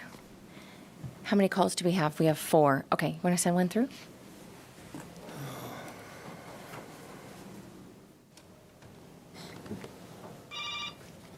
Good evening. You've reached the Roseville City Council. We'll take your public comment on contribution limits. Good evening, Mayor and council members. Again, Lisa Larkin, District 4. First, I'd like to read Section 2.60.2 of the Municipal Code for those watching, because these words still hold very true today as they did as that young gentleman that just spoke. The purpose of this chapter is to enact an ordinance imposing limits on contributions to candidates for elected city offices that differ from the limits set forth in California Government Code. High cost and large campaign contributions associated with campaigns for local elective office can undermine the public's trust and confidence in the electoral process and lead to unfair competition between candidates. It is the intent of this chapter to promote the small-town atmosphere of local elections consistent with community values and to end the fundraising arms race by lowering campaign costs and slowing the increase in campaign spending by implementing comprehensive campaign finance reforms, including mandatory contribution limits and an effective enforcement mechanism. Now, on January 15, 2020, there was a proposal to amend Chapter 2.6, effective January 15, 2020. So just a little over a year ago, the basic plan was to limit political contributions to lower the total amount of money spent on elections. Justification included combating corruption or the appearance of corruption and reducing the skyrocketing cost of political campaigns. The council was well aware at the time that we were moving to district elections, and that would greatly reduce the cost of running for city council seat as compared to citywide elections. Mayor Allard commented, now you're going down to districts of 15,000 voters. Why do you need 50,000 to communicate to voters? If we're going to do something to keep some kind of restriction on money going into political campaigns, my thought would be now would be the time to reduce the limit instead of raising it. Vice Mayor Bernasconi, thank you for your comments. Last time you asked about what the 500 was based on, suggestion or research, which was a great question. It was answered that it was suggested as that's what the candidates were used to, and they surveyed other cities that were kept as low as $125 with a huge variation, and 500 was about about average in this particular region. Then you agreed with Mayor Allard, comfortable with 500 and would consider less, keeping it a fair, level playing field for everyone. You said, I'm comfortable with 500 and would not want to do more than that. Councilmember Alvord, most costs are fixed, and then only variable cost is the number of homes we are advertising to. Concerns about raising it is that 500 helps the public feel like we need to get wider in contributions, but people supporting as opposed to somebody with, a deep pocket. For example, one person donating the full amount, $4,900, it would take low-income people, at least 10, meet that if they did the 500 limit. Councilmember Rakucci said, I agree with you. I'm not looking for more. I'm thinking 500 because I think that's quite enough to be able to run a campaign, especially when you're going to have less of an area to send out mailers and brochures and reach people. Councilmember Howdeshell was the only one that seemed to waver on this at the time. He was going to be a first-time candidate running. He said he was comfortable right now with 500, but warned looking at it in the future. So I'm assuming that he may have been the one that brought this up. All 5 council members voted to keep it at 500 for very good reasons, and I'm glad to hear that at least 3 of you are leaning in that direction. I support option 1, retaining the 500 limit for all the reasons laid out in the code and your own comments. We do not need the wealthy buying their seat on the city council. While you're considering changes, let's put limits on PAC money contributions, because I know in District 4, from one candidate, I got 8 to 10 large mailers paid for by PACs, building PACs, I believe they were. Another candidate, I got a personalized postcard and 1 mailer. It's a complete waste of money. That money could be better spent by our community, supporting our own businesses and expenses instead of being wasted, not to mention the environmental impact on all the mailers and signs that end up in our dumps. The local candidates need to reach out to those voters personally and get wider support from the constituents with smaller dollar donations. And I hope that you will support option 1. Thank you. Thank you.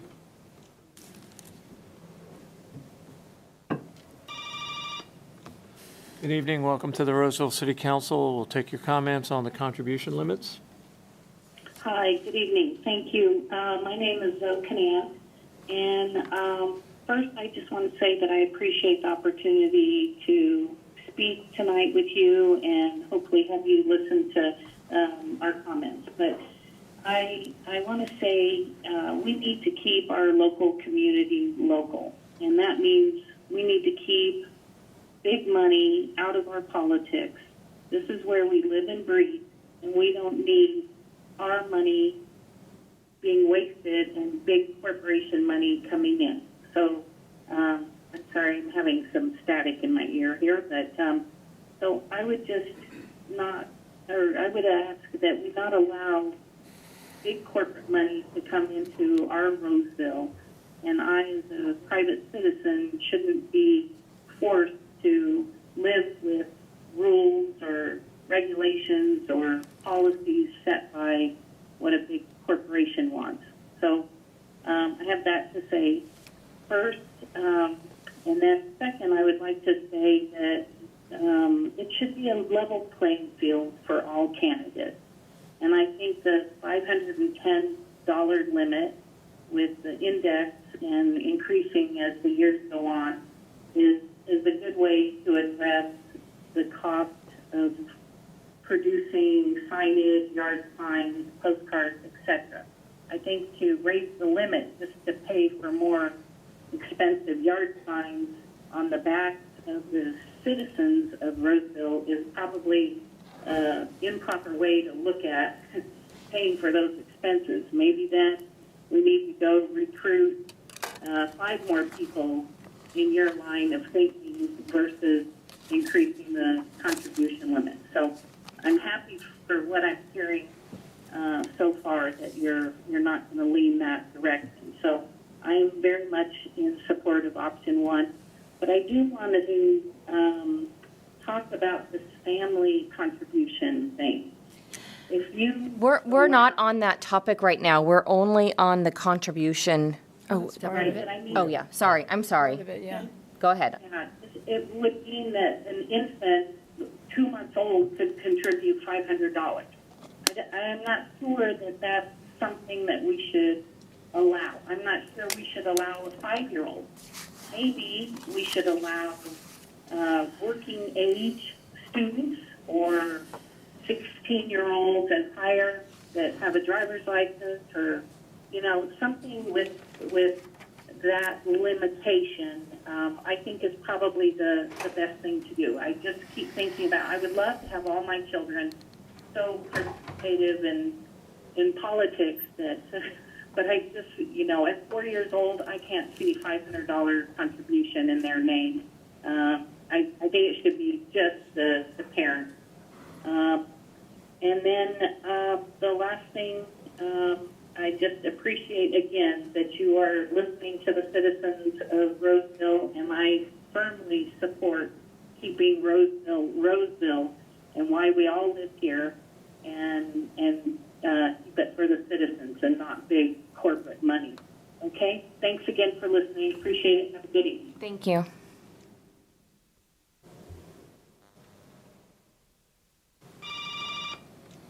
Good evening. Welcome to the Roseville City Council. We'll take your comments on the contribution limit options right now.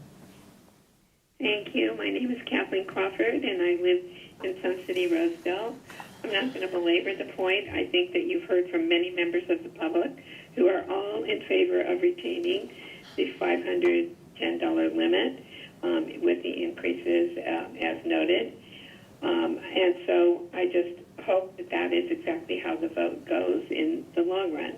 This is an important issue. It's a local issue, and it's something that in order to attract first-time candidates, people willing to serve the city, it keeps the amount of money that they need to fundraise in somewhat of a normal range. Thank you. Thank you. Thank you.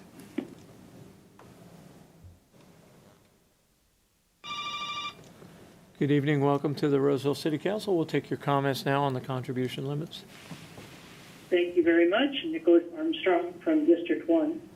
And I wanted to urge the council to consider option 1 for keeping the limit to $510 as the adjustment shows. And I would really like to echo one of the comments from the previous callers regarding an age limit. I think it would be silly for individuals under the age of 16 years old to be able to contribute. It looks very clear that that money comes from the parents, and otherwise it would make sense to have that come from individuals participating in the community, and students working age. And lastly, I don't necessarily think that higher limits available by neighboring cities justifies the raising of our contribution limit.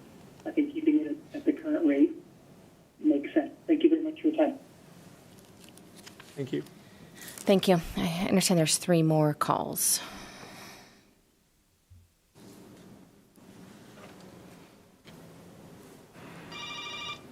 Good evening. Thank you for calling the Roseville City Council. We'll take your comments now. Good afternoon, everyone. I appreciate the work you do and just wanted to say thanks for taking my call tonight.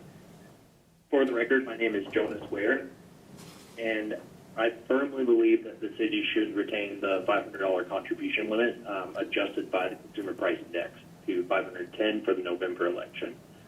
I think this individual contribution limit provides a more level playing field for every constituent to support their candidate. Raising this limit really just allows the wealthy to disproportionately leverage their finances to potentially buy a candidate, and no one wants that. We succeed with a government that is by the people, for the people, not a government by the rich, for the people. Lastly, I just wanted to close by saying I agree with the other callers in regards to age and would call the question, why is the legal voting age or the ability to register to vote a specific range? And maybe we should apply that to the donations as well. Thank you. Thank you.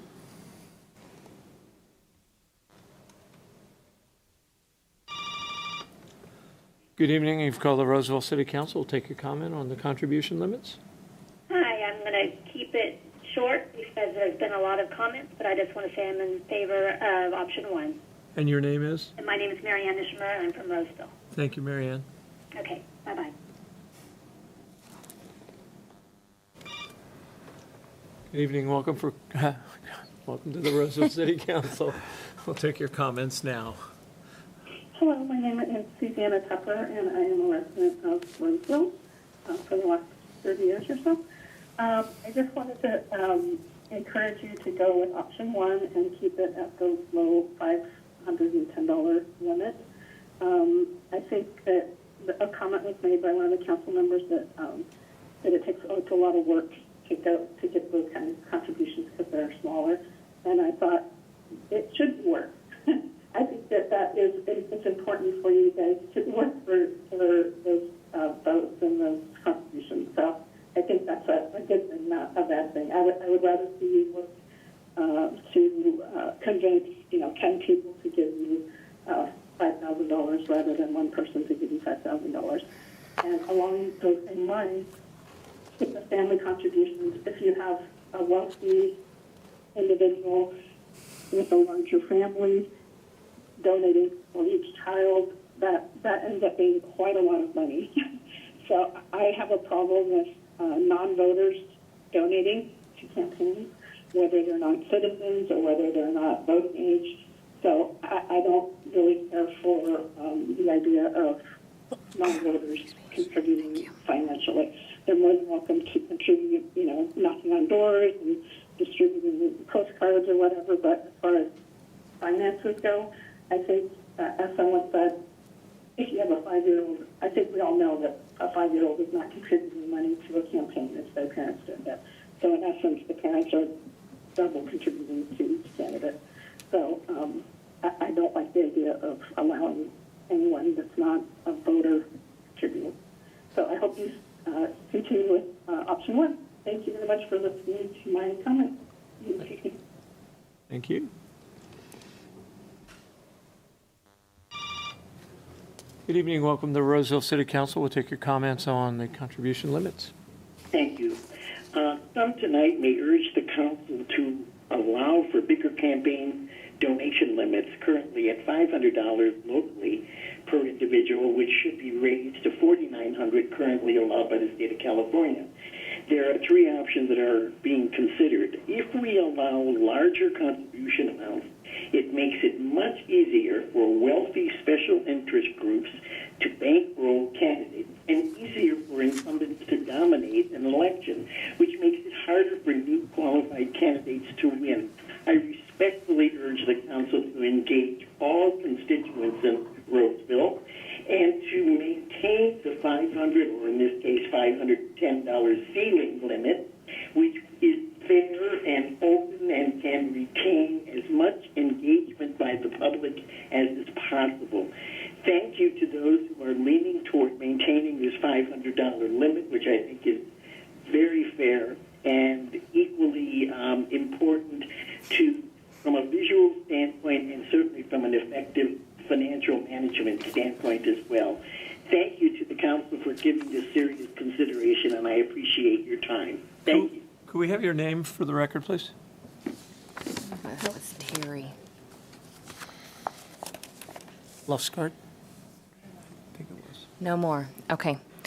That's all for our public comment. I'll close public comment, bring it back to the council. After hearing public comment, is there anything that we want to change or discuss? Two questions really quickly. $500 limit applies to ballot measures, campaigns that run ballot measures? Yes?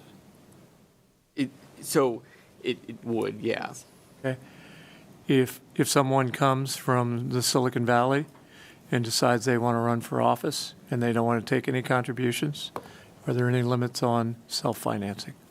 There are not limits on self-financing. Thank you very much.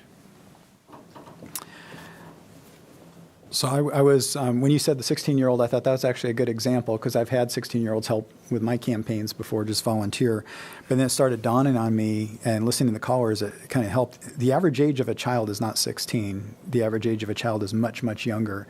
And those younger kids that ain't their money. It's not their money. Their parents are using their name to donate in most cases. And so I kind of do agree, if they're not old enough to vote, they're not old enough to donate, and it's just simple that way. And then it kind of helps not stack the deck a little bit. So I'm against the child donations, I think, completely. Also, I did a little bit of quick math, and the totals they had for last year's campaigns in all the 3 districts with the 7 candidates, it averaged 24,000 something.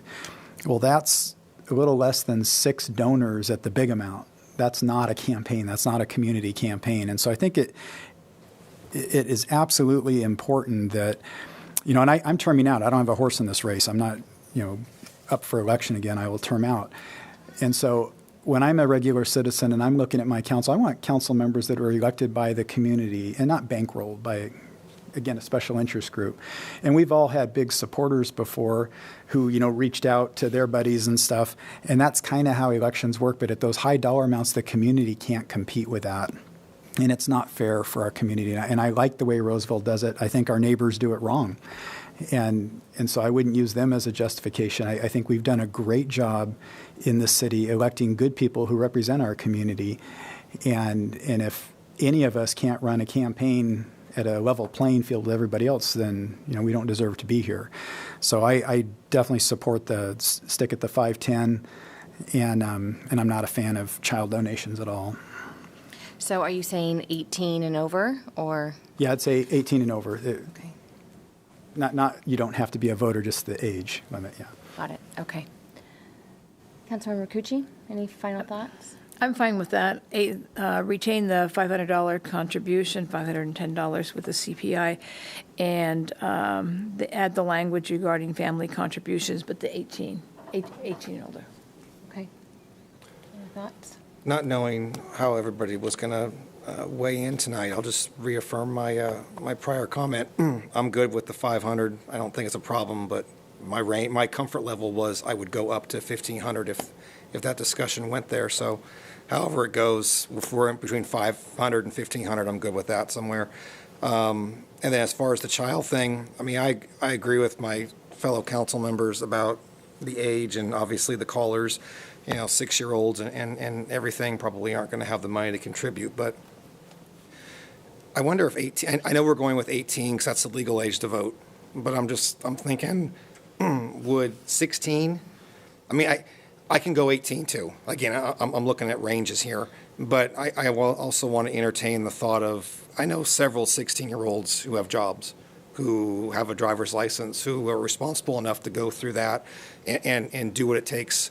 So I'm thinking you should have a job if you're going to contribute. And so we're worried about parents using their children's names to increase funding for a particular candidate or particular cause. So I'm thinking 16 wouldn't be unrealistic. Because if they're driving, they could be working and get a work permit at 14 in some cases, but mostly it's 15, or you can get a work permit to work in most industries. So I feel like that needs to at least be a consideration. If we're going to stamp an age on this, I feel like 16 should at least be considered. And that's my 2 cents. Okay, thank you. All right. What did you, Vice Mayor Hadashot, what did you say about kids? What did you say? Okay. Kids are And I rough. could go either, Yeah. What was your question about self-funding? Yeah. What was that? There's no limits. So the unintended consequence of keeping the limit at $500 is you may push for more independent expenditures, more self-financing of campaigns, because those limits don't apply. So that's why I was thinking that you get to, as Councilman Mendoza said, somewhere around 1,500 that doesn't look excessive. Right. So, and I forget this. So a candidate can contribute as much as they want to their own campaign. So whether it's a 2-year-old or it's all, because a candidate can come out of their own pocket as much as they want to give for their own campaign. That's correct. Yeah. And I could go either way, whether we do, 16 or 18. I just don't want my thought was just like not micromanaging a family's finances and how they contribute. And I think that caveat is that, a candidate can write a check for as much as they want to or can afford to for their own campaign. So I realize we've got 2 at 18 and 1 at 16 potentially. I was just saying that as a range. I agree with what you said, Mayor. I don't think we need to police it, but I put that out there as an entertainment because everyone was focused on voting age, but it's like, working age in this state is lower than 18. And if you're working, you're making money. If you're making money, you can contribute. So I just thought that was important to call out. Okay, we've now, right now, we've always had it that at any age they can donate? Okay, so. That would be making a change then That'd to make a adding an change. age limit. Has it been that much of a, well, it's not really a problem because as long as it's a donation, it doesn't. You have a lot of wealthy kids in their Been city complaints contributing. filed. Russ There's been babies. complaints filed regarding families, and they denote on their campaign report daughter or son of. So, But it's legal, it's allowed. So I think all along tonight I've been in the favor of like not changing something just to change something. So as much as I think I might have a view of it looks ridiculous as a 6-month-old, but the reality is that the candidate can give as much as they want from their own pocket just to contribute to their own. So I think in that sense, I would just go back to no age limit, just keeping it as it is and not making a change. But then I realized that we you're probably. talking about self-campaigning, though, or self-funding their own campaigns. Yes. It's Yeah. possible to do that. And I think it's important for the public to understand we're not making any decisions tonight. No. We're giving you direction. Correct. And there will be plenty of time for additional public comment. And there will be additional time for the council to think about it and maybe come up with a refined idea, right? Is this really coming back to us or not? No, Is I this think- it? Absolutely. Okay. Yeah. They got to go right to the ordinance. It'd just be the final form of it. We're not debating this again, right? Well, we could. Okay, so I don't know that we have a consensus. I think Two different issues. It's Yeah. on the 510. 510. We don't have a yes. consensus on the age. I guess the question is, do we want to have an age limit? I heard Vice Mayor Helleshout say no. Councilmember Alvord said yes. We don't have a consensus on the limit? Well, no, we do on the we do limit have- on we the have a limit age. to Like, age. so do you want to have an age limit in there or just keep it as is? As is. As is. Okay. As is. Okay. Okay, so we have the last component of this. The amend or reaffirm the fundraising timeframe. I think there's technically 2 more components, but I think these are probably quicker sections to move through. So I'll move through them. This section, so Roseville's municipal code current campaign period is a period that's point in time 9 months prior to the general election for any general election for an elected city office until December 31st immediately following. So you're talking about 9 months before the general election and then until December 31st. That's the campaign period that we're talking about. So that time period is set to encourage public trust. Having a set time period for contributions sets a level playing field for both incumbents and potential candidates. And fundraising in off-election years has been known to create an unfair fundraising advantage for incumbents. So tonight, we're asking for direction to continue with that time period, the 9 months prior to the general election, and then until December 31st after, or to select another time frame that's either longer or shorter at the council's direction. Okay. We'll start with council comments, feedback. Do you want to start us off? Sure. I'm really strong view that we should keep it the way it is, 9-month period before the election. I've seen what happens in other jurisdictions outside of Roseville where incumbents, sitting electeds are fundraising year round. And I question personally, are they making good decisions, neutral decisions, or are they trying to please potential donors? And again, because of the optics. And I don't want to put our future councils in that situation where they're fundraising, because it really, if you're raising money for your next election, I don't know if you are making always again, the optics could be that you're not making the best decisions, and it's not fair for any opponents because they're not able to fundraise till they declare candidacy, and it just gives you a very unfair advantage. And again, incumbents have an advantage anyway, but to be able to fundraise really does not keep the playing field level at all. So I definitely want to keep it where it's at. Okay, thank you. Vice Mayor Hadashot? So a couple of callers, and Councilman Malver just raised this uneven playing field. If there is a 2022 race, and today were the day in which candidates could file, they could also fundraise from whether they were an incumbent or whether they were a challenger. Is that correct? If the race was in 2023 or 2024, and you declared the period open now, challengers and incumbents could. So I've heard this, and I want to make sure that I'm not missing something, because I sometimes kind of miss things. You're correct. They can open it up. They could begin fundraising. I think you would accept their filing, if we were on the FPPC schedule, right? Yeah, and I think it just comes down to a practical issue, which is it practically becomes difficult to campaign when you're not in an active election period, when nobody knows if you're a newcomer. That's the idea behind it. Right, because so the county's doing that they right now, right? absolutely can begin fundraising at any point, if it was to open up at any point in time. Okay, and the county, I don't know, when does the county start? When does Rockland start? When does the school district start? There's a difference between filing for a recipient committee and actually becoming a candidate. And the fundraising period coincides with the official paperwork that you have to file to be a candidate on the ballot. So yes, you can form a recipient committee and potentially raise funds, but you're not a candidate until you file the official paperwork that goes to the county to place you on the ballot.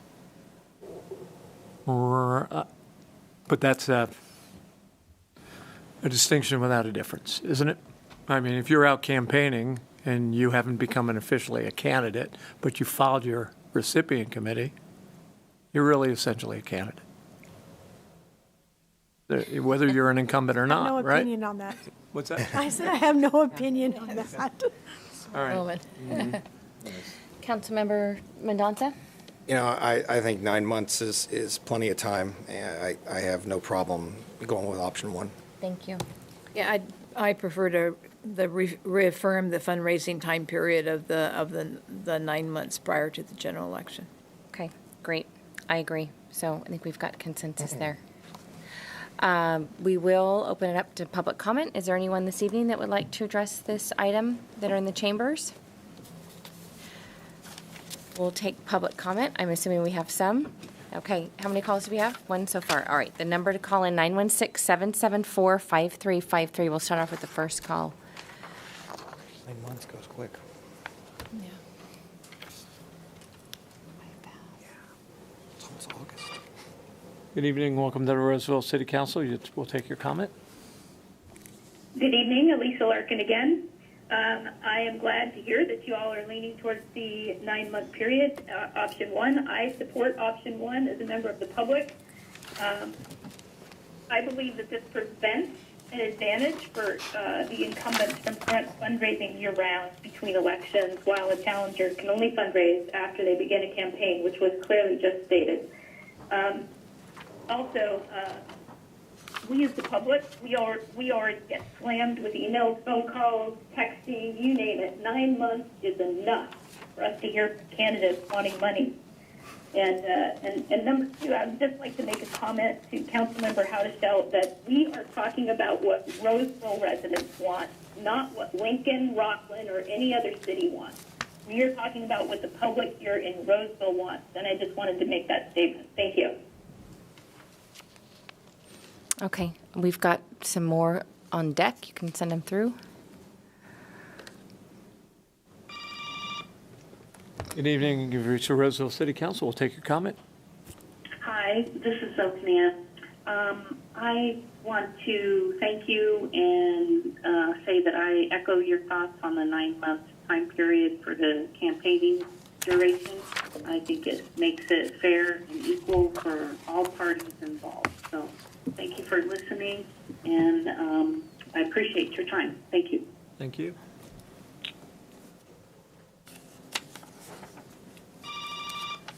Good evening. You've reached the Roseville City Council. We'll take your comment. Thank you. Good evening. This is Kathleen Crawford from Sun City, Roseville again. I am calling to affirm that I also agree with the 9-month fundraising period, and I believe that it is an important distinction that a new candidate really only becomes viable from a fundraising standpoint when they file their papers. Before that, nobody really knows whether or not they're going to run, and therefore any chance of raising money is quite low, other than personal money. So I think that the 9-month period, which coincides with the filing date, is a very fair and actually a guarantee to the public that this person is serious and intends to run. So I agree that that is what we should continue to keep in place. Thank you. Thank you.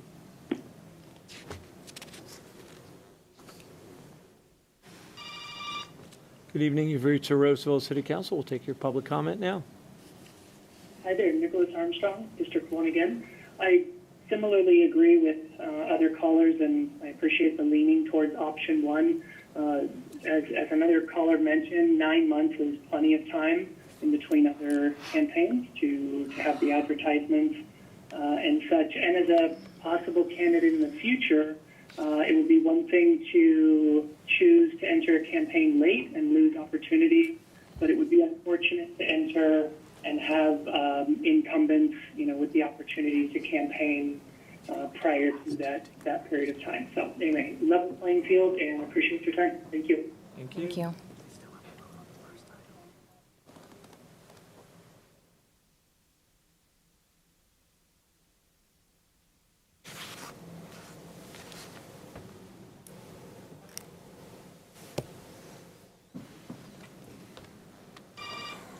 Good evening. You've reached the Roseville City Council. We'll take your public comment now. Yes, I do.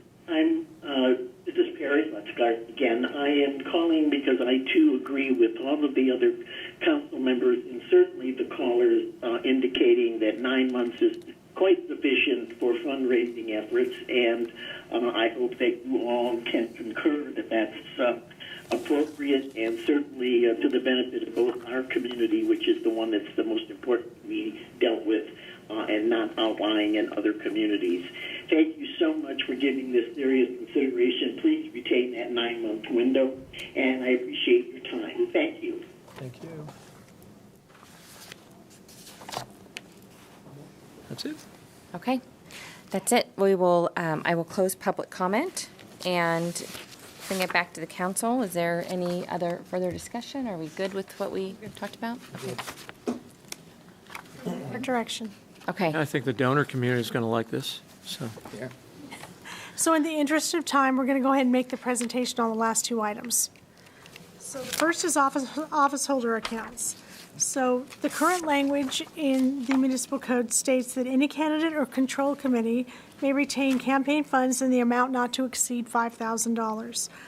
Those funds so retained shall be expended solely for legal or accounting expenses, charitable events, donations to any bona fide charitable organization, educational, civic, religious, or similar tax-exempt nonprofit organization with holding office. There is no substantial part of the proceeds. They must not have a material financial effect on the former candidate or his or her treasurer.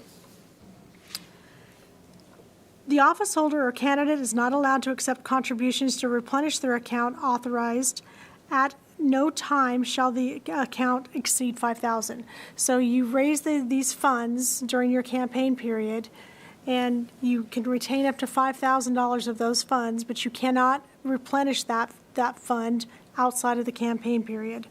Upon leaving office or terminating a committee, any funds remaining shall be used solely for donations, as stated before.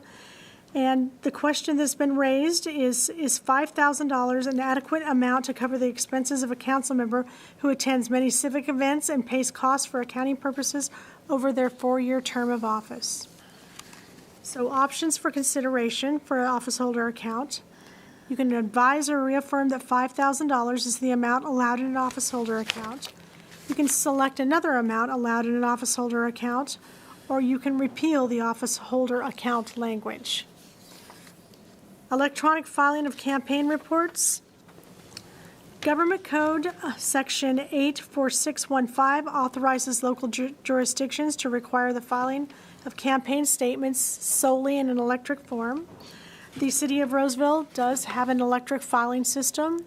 We have many candidates who file electronically and many who don't. Those who don't, the report is hard to read. It's hard to import into the campaign system. So staff recommendation from the City Clerk Department is that all candidates be required to file electronically. And those are the items that we'd ask you to consider: office holder accounts and electronic filing of reports. Got it. Okay, so let's go back to the first, or the slide on the options on the first part of it, office holder accounts. And we'll have each council member provide their input. So I think the question was around the $5,000 limit. And are we good with that? Do we want to see a change to the office holder account? You want to start? Yeah, question, how often do candidates typically end up with an office holder account on average? You know, like the percentage of candidates have one versus not? Out of 8, typically 3. Many candidates terminate their committee because there's no filing requirements then. Okay.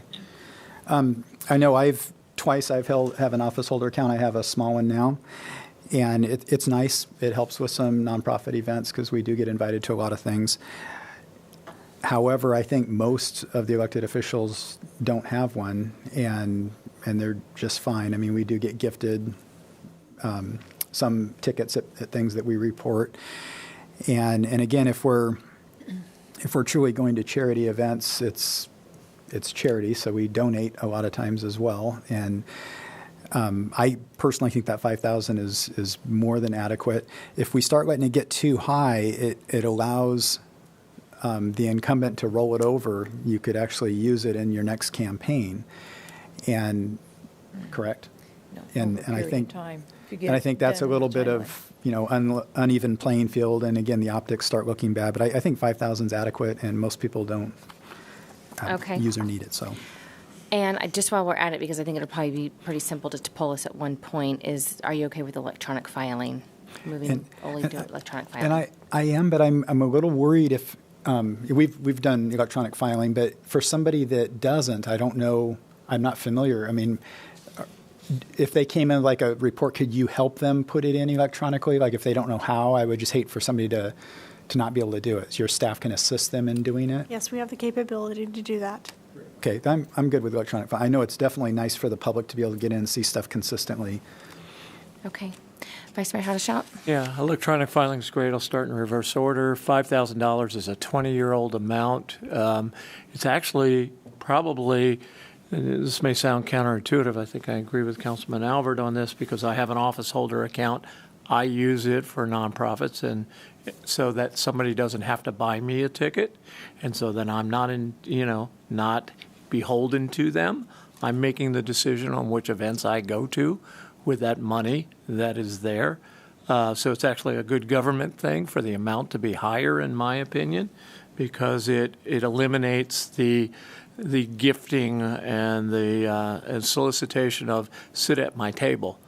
I think the amount should be, if we repealed it, what would the state amount be? Is it $10,000 at the state amount? I don't believe there is a. There is an estate. So you could have as much. So I wouldn't want that either. I think $10,000 in a rollover is an adequate amount for a 4-year period of time so that council members can independently choose which events they're going to go to and not have to be beholden to special interests who want them at their tables. Thank you. Councilmember Rakucci? I would reaffirm the $5,000. I've been in elections, more than one, and for me, right after the election, I donated to a nonprofit. So I don't keep it around. I just don't like to do the extra paperwork. And if I'm going to something, I usually pay it out of pocket. and then I don't have to fill out more paperwork. So anything that I don't have to fill more paper out work is an answer for me. And let's see, what was it? Oh, as far as electronic recording, I think that's a good idea as long as I make sure that there are people who were trying to do it, by hand, that you could help them through it. I didn't want to leave somebody behind. Thank you. Councilmember Mendonça? I'm good reaffirming the 5,000 and the office holder account, and I think electronic filing, I'm for that. I think as we move forward in future councils, I think for record keeping purposes, and especially if we were to pull an audit from another agency, it's probably easier to export into a file format. So I'm just kind of thinking long term that that's a benefit for us as a city, and probably a savings of staff time having electronic. So yes on reaffirming the 5,000, and yes on the electronic format. And I agree. I am good with the $5,000 level and fine with the electronic filing, and you're available for those that need additional resources. I'll open it up to public comment. Is there anyone here this evening that would like to comment on this item? Okay, we'll move to the phones. We have the public comment, 916-774-5353. Do we have any calls? Okay, we have 2 so far.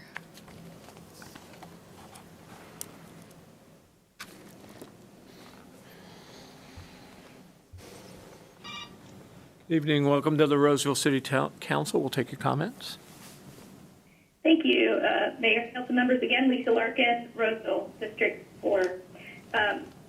I'll go ahead and start with electronic filing. I'm good with option 1 if it saves the city money on processing paperwork, and I would hope that our city council members would know how to use technology in today's day and age. So if the city clerks want to help somebody file, that's fine, but I think we should be going with electronic filing. On the other issue, issue 4, advising on the existing office holder accounts, I am very happy to hear you all say you're reaffirming at $5,000, especially in the case of candidates who have ran or are incumbents and they're allowed to accumulate a lot of money in that account. That, again, makes it an unfair fight for those just stepping in to run, which is the whole reason why we have the $500 donation limit and the 9-month term for fundraising.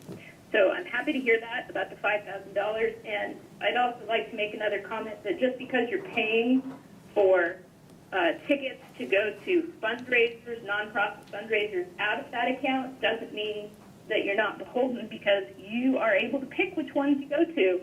So, I love Colleen, who is paying for those out of her own account. I appreciate that, and that she makes those donations. It is the public's money. They donated for that particular campaign, not future campaigns. So I would like to see that money stay at $5,000 or be donated. Thank you. Thank you.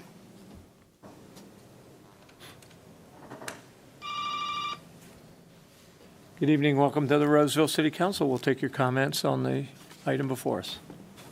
Thank you. This is Kathleen Crawford from Sun City, Roseville. I am calling to both add my support to the electronic filing. Actually, if people go to the Roseville Public Library, they can actually do it from the library desk as well as the city clerk's office. So I think that we do have some city resources to help the very few people who are not yet electronically, technologically up to date. Secondly, as far as the $5,000 office holder account, I think that that's really only needed for 3 years and 3 months, because after that, the next 9 months fundraising period would start if they were running for re-election. So I think that is a generous amount of money, and that obviously people would be able to use that money productively for community organizations and community events. And I believe that it would be available for people to use. So those were my comments, and I thank you very much for your time tonight. Thank you.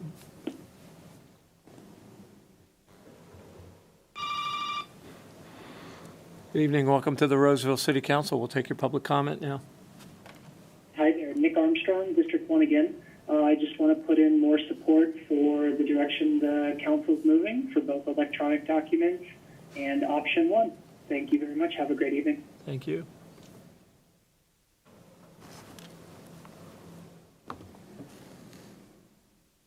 That it? Okay. Okay, so you had consensus. It sounds like we're good to go there. I agree. It's can be a lot of paperwork to keep an account open, and I do the same as Pauline. Close it and pay out of pocket. But that's why this is good. It gives everyone the flexibility to do what works best for them. Okay. Additional comment? Go for it. I'd like the consideration for our election cycle, a reporting cycle, to be consistent with the county's reporting cycle. That eliminates 2 early reporting cycles that I think are April and June, and causes great confusion amongst treasurers who have to file at different levels. So your comment is to eliminate the Roseville filings? Yes. Okay, that's it for. Is that?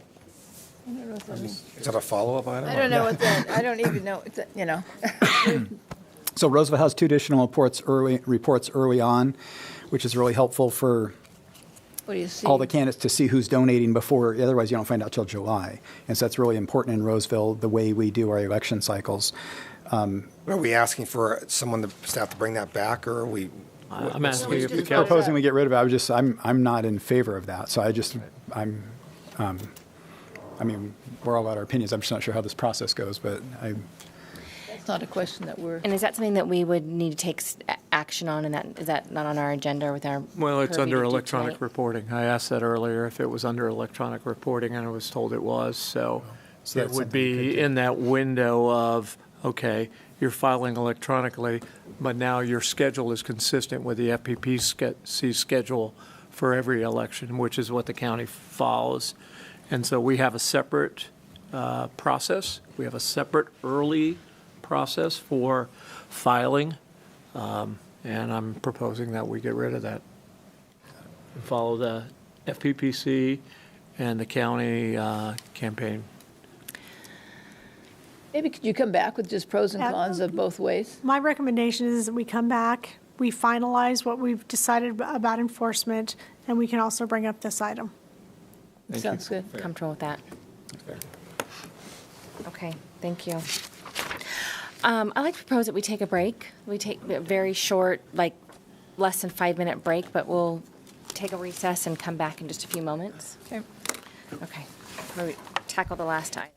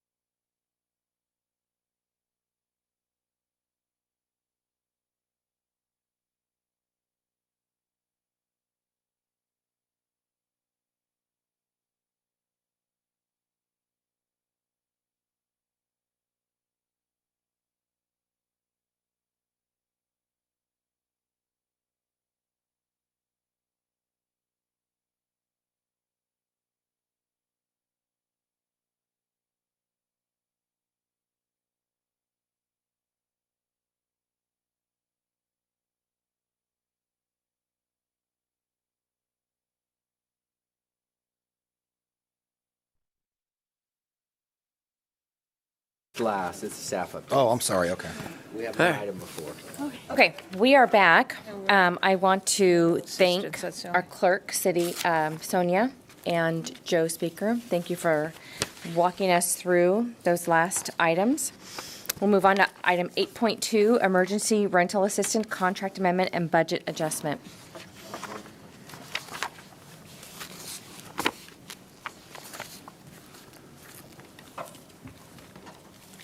Good evening, Mayor Bernasconi and members of the City Council. I'm Tricia Isom, your housing manager.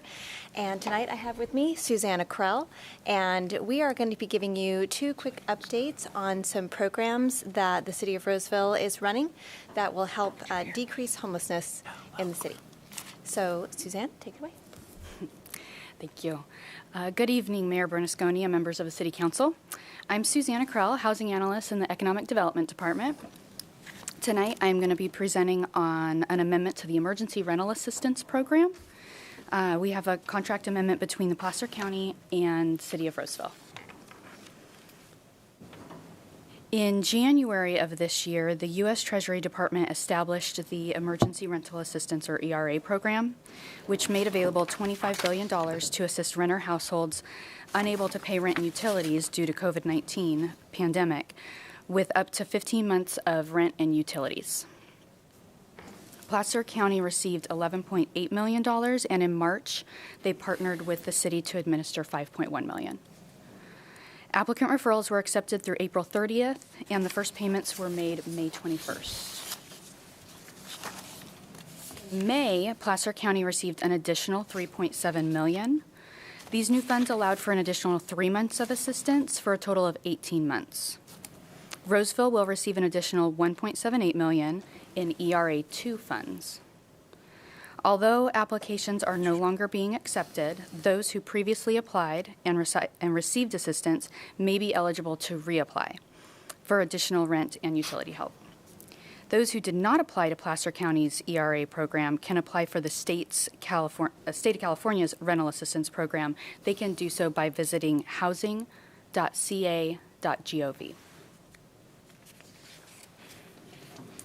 And I know our slide shows over 150 applications have been approved, but we're actually closer to about 200 at this point that have been approved and payments issued, and over another 500 are in process. Also updated is the dollar amount. We had 1.7 up there, but it's actually closer to $2 million that's been dispersed already. Of that $2 million, about 90% had assisted with rent, back rent and forward rent, and then about 10% had assisted with utilities. The average assistance provided per family is $11,000. Every week, about another $330,000 is approved, assisting another 30 families. This concludes my portion of the presentation. I'm going to hand it back to Housing Manager Tricia Isom, who will provide you with another program update. Thank you. Yes, so in addition to the ERA program, I wanted to give a quick update on the emergency housing vouchers. So earlier this year, Congress allocated $5 billion through the American Rescue Plan to fund 70,000 new vouchers, known as emergency housing vouchers, or EHVs, to public housing agencies across the nation. These vouchers are designed specifically to help individuals and families who are currently experiencing homelessness, those with a high risk of housing instability, and those fleeing or attempting to flee domestic violence, dating violence, sexual assault, stalking, or human trafficking. In early May 2021, Roseville Housing Authority received notice of an award of 50 emergency housing vouchers. This is one of our largest voucher awards to date. These vouchers require the Housing Authority to collaborate with our local continuum of care, the Homeless Resource Council of the Sierras, which will ensure supportive services are available for households that require housing search assistance, as well as ongoing case management for continued housing success. Placer County residents seeking an emergency housing voucher can call 211. They will begin Placer County's coordinated entry process. Those who qualify will be referred to one of the designated nonprofit agencies who will help them apply for an emergency housing voucher. The Housing Authority expects to begin receiving referrals for the emergency vouchers as early as next week. So that concludes my update on EHVs, and we can get back to our regularly scheduled programming of the Emergency Rental Assistance Program. So staff is recommending that City Council adopt a resolution to approve the contract amendment with Placer County to administer the additional emergency rental assistance grant and adopt an ordinance to approve a budget adjustment in the amount of $1,789,826.98.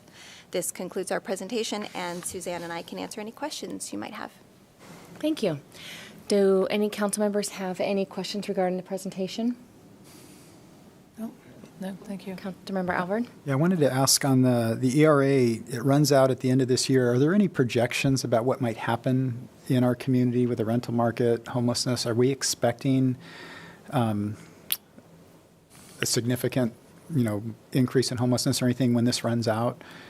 Is there any, or do we think people will be back on their feet by that time? I'm just curious what we think might happen, or if you've heard projections.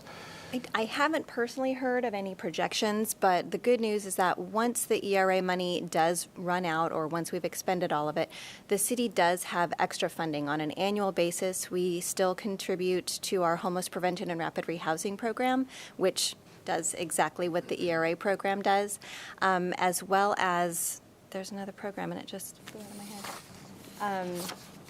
We have a lot of different resources that we've been putting toward homeless prevention and rapid rehousing for years. So it's not like the programs will completely go away. It will just be this one funding source. Great. Thank you for answering that. Yeah, I now have a question. So this is different than the state, who will pay your back rent and make sure, which expires at the end of September, is that right? The end of 2021. The end of 2021. So anybody who's behind on their rent or behind on their utilities has the state money to take care of that and going forward. Okay, thank you.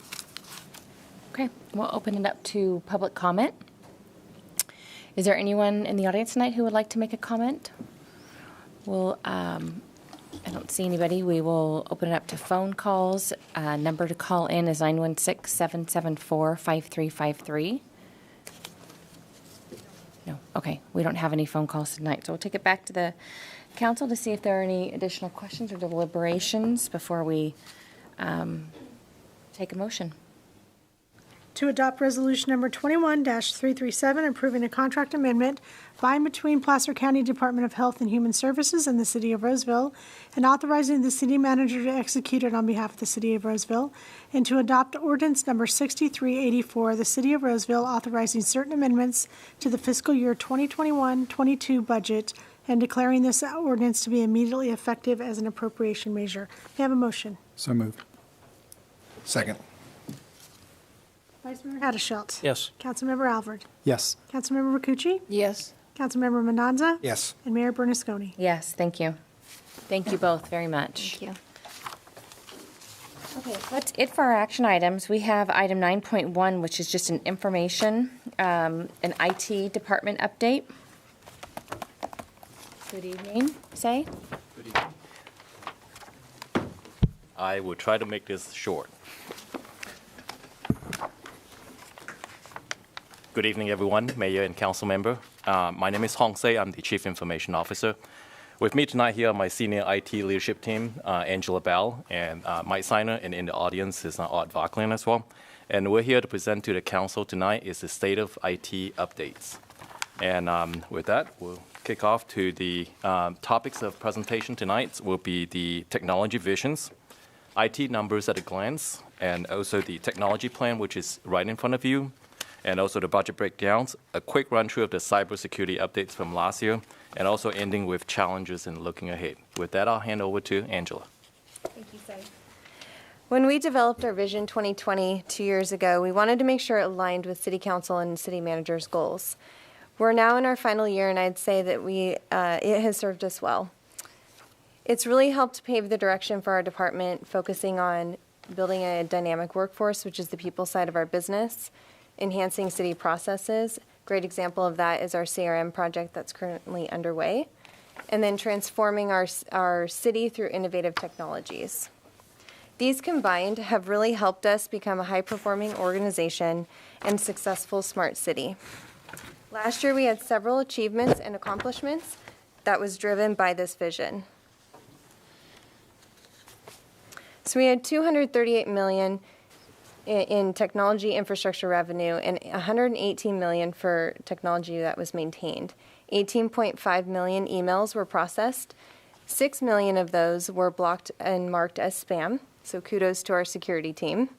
4.3 million website visits, 1.4 million radio transmissions, and 160 Teams sessions conducted.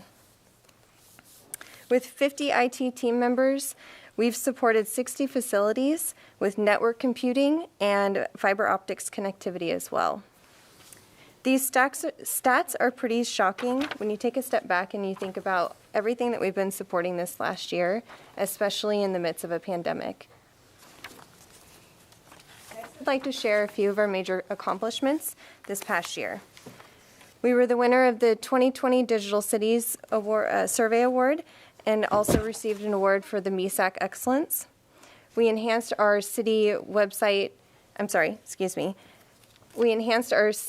cybersecurity posture by implementing single sign-on and multi-factor authentication. We partnered with multiple departments to implement a health screening application and policy. We also implemented collaboration and conferencing tools in an effort to keep city services running during the pandemic. We also have partnered with the fire department to update their MDCs to keep them up to date on their technologies. We also partnered with the Human Resources Department to refine our job specifications in an effort to help with our future recruitments. And lastly, we also improved our technology governance and resource management processes, further maturing the city's project planning efforts. So as I said, these are just a few of our major accomplishments this past year. I'm going to hand it off to Mike, who's going to present to you our work plan goals and initiatives for fiscal year 22.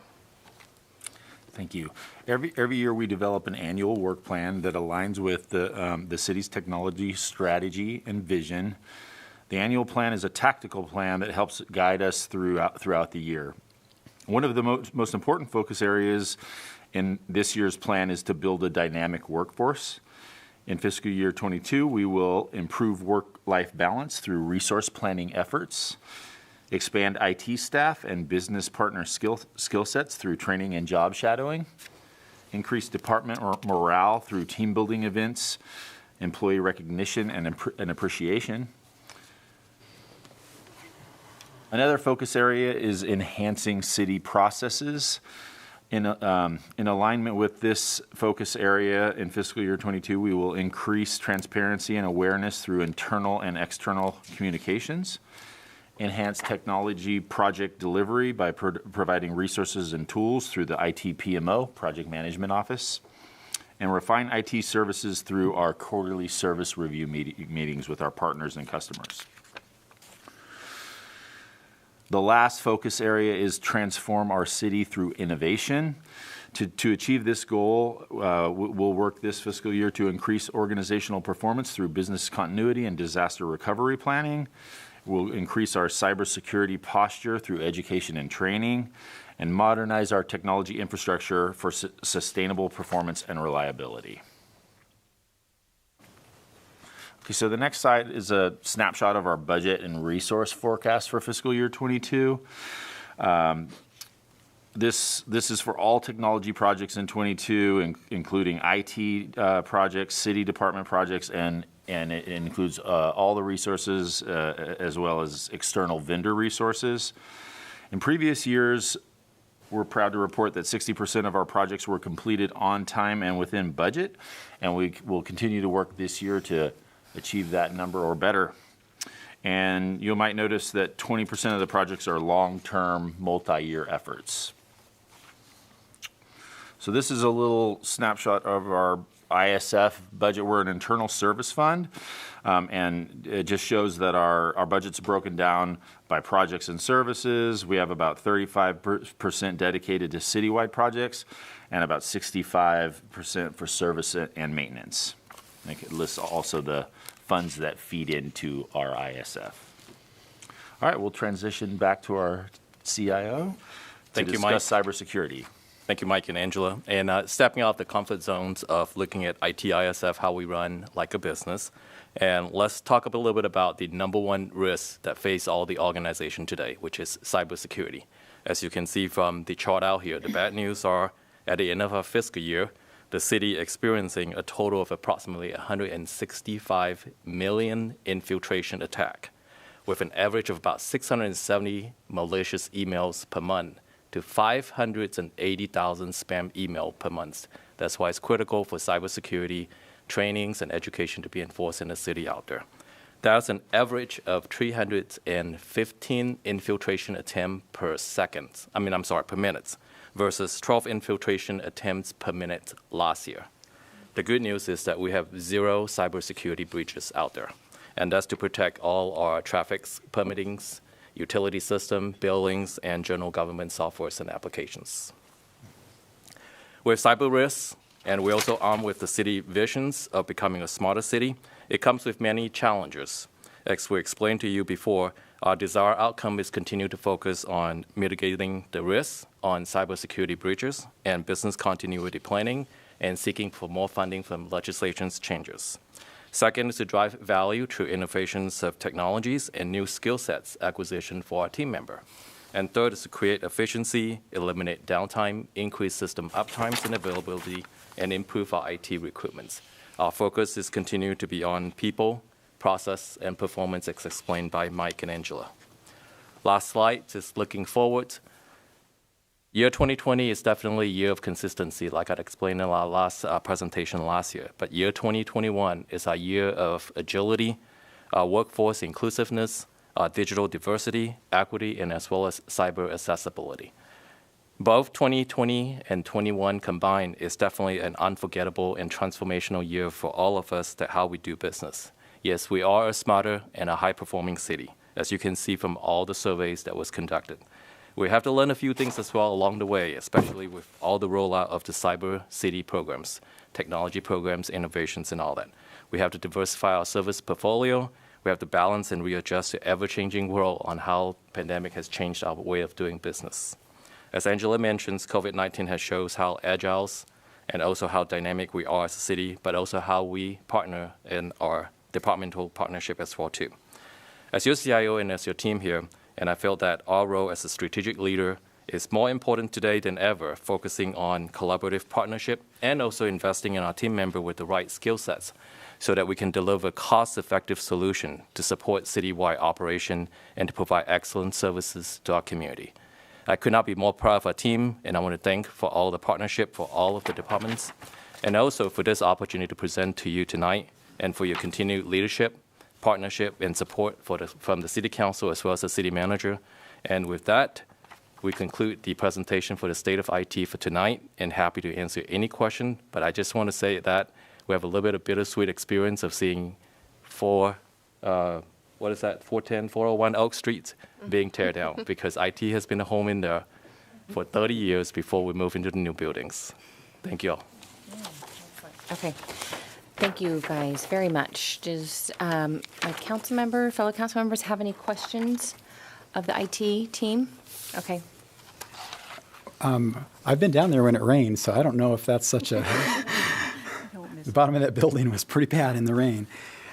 I want to mention a couple of things. The Internal Service Fund, I think, was a brilliant move several years ago when we started converting so we could actually see what you guys are really doing and how much you actually affect the departments. And that's very transparent.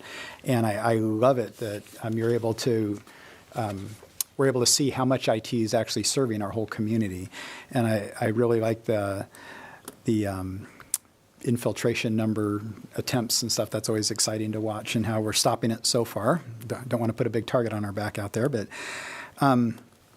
I wanted to mention just publicly that Dom gave your department very significant accolades last year when the pandemic started. And your team is what kept everybody moving, kept the teams alive, kept them, and when they become more efficient because of the technology that came in. And I've heard that before. It's like, wow, it was bad that we had to go through all that, but we're actually more efficient now because of the process. And I was just, it was impressive to hear him talk about you guys and how wonderful you just quickly, put in a ton of hours, adapted, changed, got up, all the remote stuff. And I just think it's fantastic. So I just want to congratulate you as a council member representing the community. I think you guys have done a wonderful job for our city. Thank you. Thank you. Yeah, I love your department.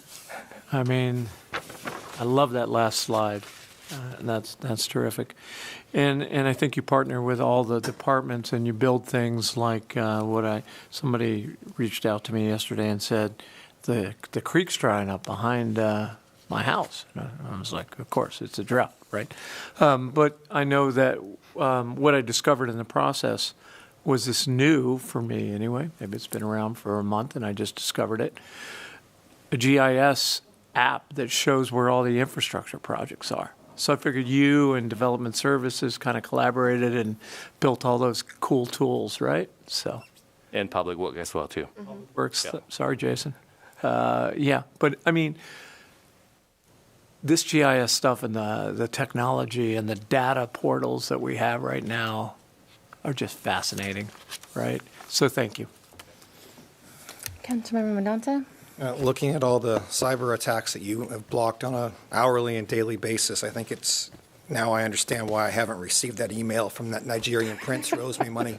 I got one from Chris today. Yeah, maybe I'll have to forward him another email. But I do appreciate all the work that you and your staff do. I mean, it's very obvious that these attacks are only getting more creative and more robust, in the weeks and months and years, as things evolve. So I think knowing that as a city, who has their own electric company and has so many different moving parts that are critical to our residents, to know that we're proactive in a lot of the things that we're doing as far as security and cyber awareness, but also what you mentioned in the second to last slide and the last slide about priorities and looking towards the future. And then on that fold-out sheet that you gave everybody, it was nice to kind of see on that Excel sheet how many things were future endeavors and how many things that you're tackling currently. And it's just nice to see that we have a roadmap and a clear plan, for a city our size as we grow. So thank you for what you do. Thank you. I would have to echo what you've said and actually what has already been said, but I would say cybersecurity is I'm supreme, especially when we have the city with so many different departments, and to make sure that we're solvent and nothing really hits us badly. And I do appreciate all the little quizzes in there to keep us up on our skills in case something it comes above us. And I'm always sending you little messages. I think I found one of your things again. Here it is. And also, I'd have to say, during our pandemic, making sure that we can go online for our Teams and our Zooms and things that we never thought we would be doing and still do to this extent. And that we can keep that communication alive within our own agency and also work with people outside. So thank you very much. Mm-hmm. Thank you. Yeah, I'd say that your department touches every single person that is in our city, whether they know it or not, while they're here. So thank you for your presentation. Thank you for putting this together. It's really well done. Just a quick question, because there's no shortage of departments who want new technology, new programs, new software all the time. But what are your thoughts on a city app? There are other cities that use an app to interface with the residents, right? So whether it's like a Parks and Rec program or kind of everything on their phone, is that anything that has come across your desk? Dom, you want to answer that? You want me to answer it? Well, we didn't talk about this before, but We've been talking about it for a while, and we will be presenting to the department head on the progress of our customer resource management application that will be coming shortly. And we're looking at quick implementations of the work order system before the end of the year, and also hopefully looking at the mid next year to interface with all the city departmental application as well too. So. Would that be something that residents would use, or is that just yes. Okay across the board? Okay, wow. All right. The short answer would be an app is coming. There you go. All right. Well, I feel like I stole someone's announcement or something, but sorry. Okay. Anything else? All right. Thank you all very much. We're glad to see you in person. Thank you very much. Okay, and we have, want to go to Plucker?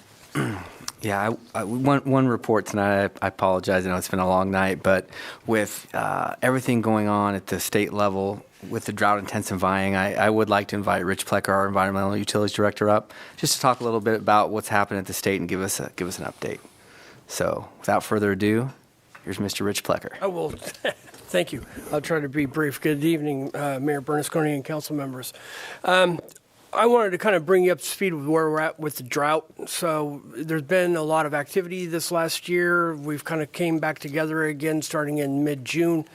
On July 8th, the governor asked the state basically for overall, 10%, 15% water reduction and took somewhat of an unusual move of placing certain counties in an emergency or a drought area and other counties not. And it was really kind of odd in a certain way. And we've experienced a little bit of this throughout the year to the point where we're at today with continued drought conditions. They are continuing to worsen a bit. Things are getting a little hotter. Fires are coming up. We're expecting here in the not too distant future that some form of mandatory conservation measures would be coming. This is compared and contrasted sort of with our own experience over the last couple of months, which is, recall, we kind of slipped into a 10% voluntary conservation level. I think it's fair to say that the public is sick of hearing government tell them what to do. So our water conservation numbers right now are not real stellar at the voluntary level.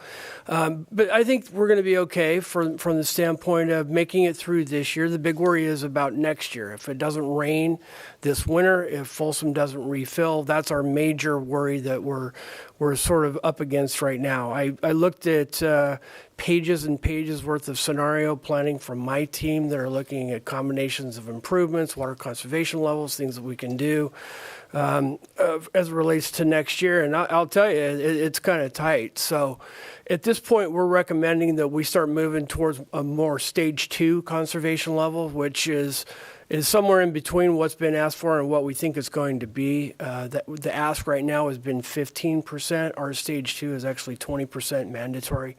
The real reason for that is that allows us to access the tools that are helpful for us to really begin to control water use in a meaningful way and to sort of ramp up our messaging efforts and to really get things going. I know this is increasingly a topic. I talked to Councilmember Alford yesterday who was going to a coffee. There's a lot of little different nuances to it, and for those of you that might follow social media, you'll be if you saw the front page of the Sacramento Bee today, you saw that the state's calling for and the Sacramento Bee's calling for the construction of more dams, which is a frequent comment we receive on social media about drought restrictions. Well, the short answer there is, as Don used the phrase earlier, is that the cities really aren't in the business of building multi-billion-dollar dams. But the citizens of California approved about $12 billion worth of bond funds in 2014 to build dams. And this is a question that comes up, and the reason I'm saying this is that the state just really doesn't want to do that right now. We're working on Sites Reservoir. It's like pulling hen's teeth right now to get any kind of movement on this at all.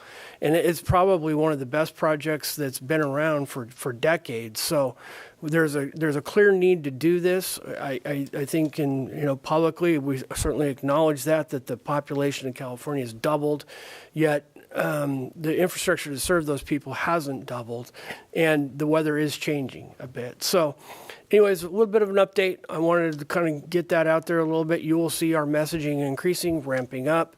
Councilmember Havishelt and Rakucci participate in RWA. They've been part of many of these talks that have gone on. There's a lot of effort taking place to keep our sort of regional coalition together on this issue. As you might expect, amongst 22 different water agencies, sometimes people have different opinions. But it's really important right now because I can say that the state and the federal government are very concerned about next year. They're really worried about meeting environmental requirements. They're really worried about basically destroying an entire season of Chinook salmon this fall. that's probably just going to happen, and they're worried about the repercussions of that. So, and they're also worried about, many of the farmers who have suffered great economic loss this last year as a result of not setting crops. So, it's important, I think, and we've certainly stressed and played a role in trying to keep our region together, keep them in lockstep, and kind of keep everybody's heads down. It's not really a great time to be making any broad and boastful sorts of proclamations like you have plenty of water. We don't need to implement this stuff, which is sometimes the message that you might hear. So with that, I'd be happy to answer any questions. Hopefully that makes sense at this hour of the evening. I think it made sense to me. Thank you very much. Does council have any questions of Rich? I have a couple. Okay. Recently, DWR Director Carla Nemeth and John Lehigh of forecasting to underscore the concern about next year, made a statement about how much rain we need. I don't know if you were in that conversation. I wasn't in the conversation. I did hear a report out on it. 10 inches. Yeah. Before we even get to 10 inches that go straight into the ground. First 10 inches go straight in the ground. Don't fill Folsom. Don't fill anything. Yep. We usually get about 23 to 27 in the Sacramento region. 13 on the valley floor, typically a little bit more up in the upper watershed. We better not, when the monsoon hits next year, I don't want to hear anybody complaining about it raining. Yeah, because we are in more than, even though Sites Reservoir released their EIR today, their project description and things like that, we are, there's real impact, as you said, with agriculture. Imagine that your whole year depends on being able to get a crop to market, and you don't have the water to do that. So it's like having a nice car in the driveway without any gas, right? Yeah, it is, and I don't mean to make light of it. It's a tough spot, but it is. It's tough because we're trying to get people's attention at the same time. And so I'm going to put a bunch of those moisture frogs in my front yard, and people are going to go, "What's?" Councilmember Alvin, did you have comments? No comments. Oh, okay. This is just information only. We won't open it up to public comment. And do council members have any other final comments before we adjourn? I guess we'll start with you. Anything else? A quick fun one that most of us all went to was the Western National Softball Championships that were held in Maidu, and they were the girls' teams from under 12, 14, 10, 12, 14, and they were hundreds, maybe, I won't say thousands, but lots of people at Maidu. And this is a 16th annual event that we've had in Roseville, at Maidu and Roseville, outlining Roseville area for softball. People were happy, running around, and just the way we like to have our community act. It was great. Oh, and all my fellow council members came with me. I wasn't alone, so it was good company. What Pauline said, and then also want to add with the hot weather, just a reminder to the residents that our water features are open, our parks are open, so take advantage to come out and cool yourself down in these hot days. So thank you. Thank you. Vice Mayor Hadashout? Yeah, so Saturday night it was hard to get a table anywhere here in downtown Roseville. Life in the Fast Lane was playing in Vernon Square, and Monk's was 50-minute wait, and Oshry, and it was third Saturday, and it was fantastic.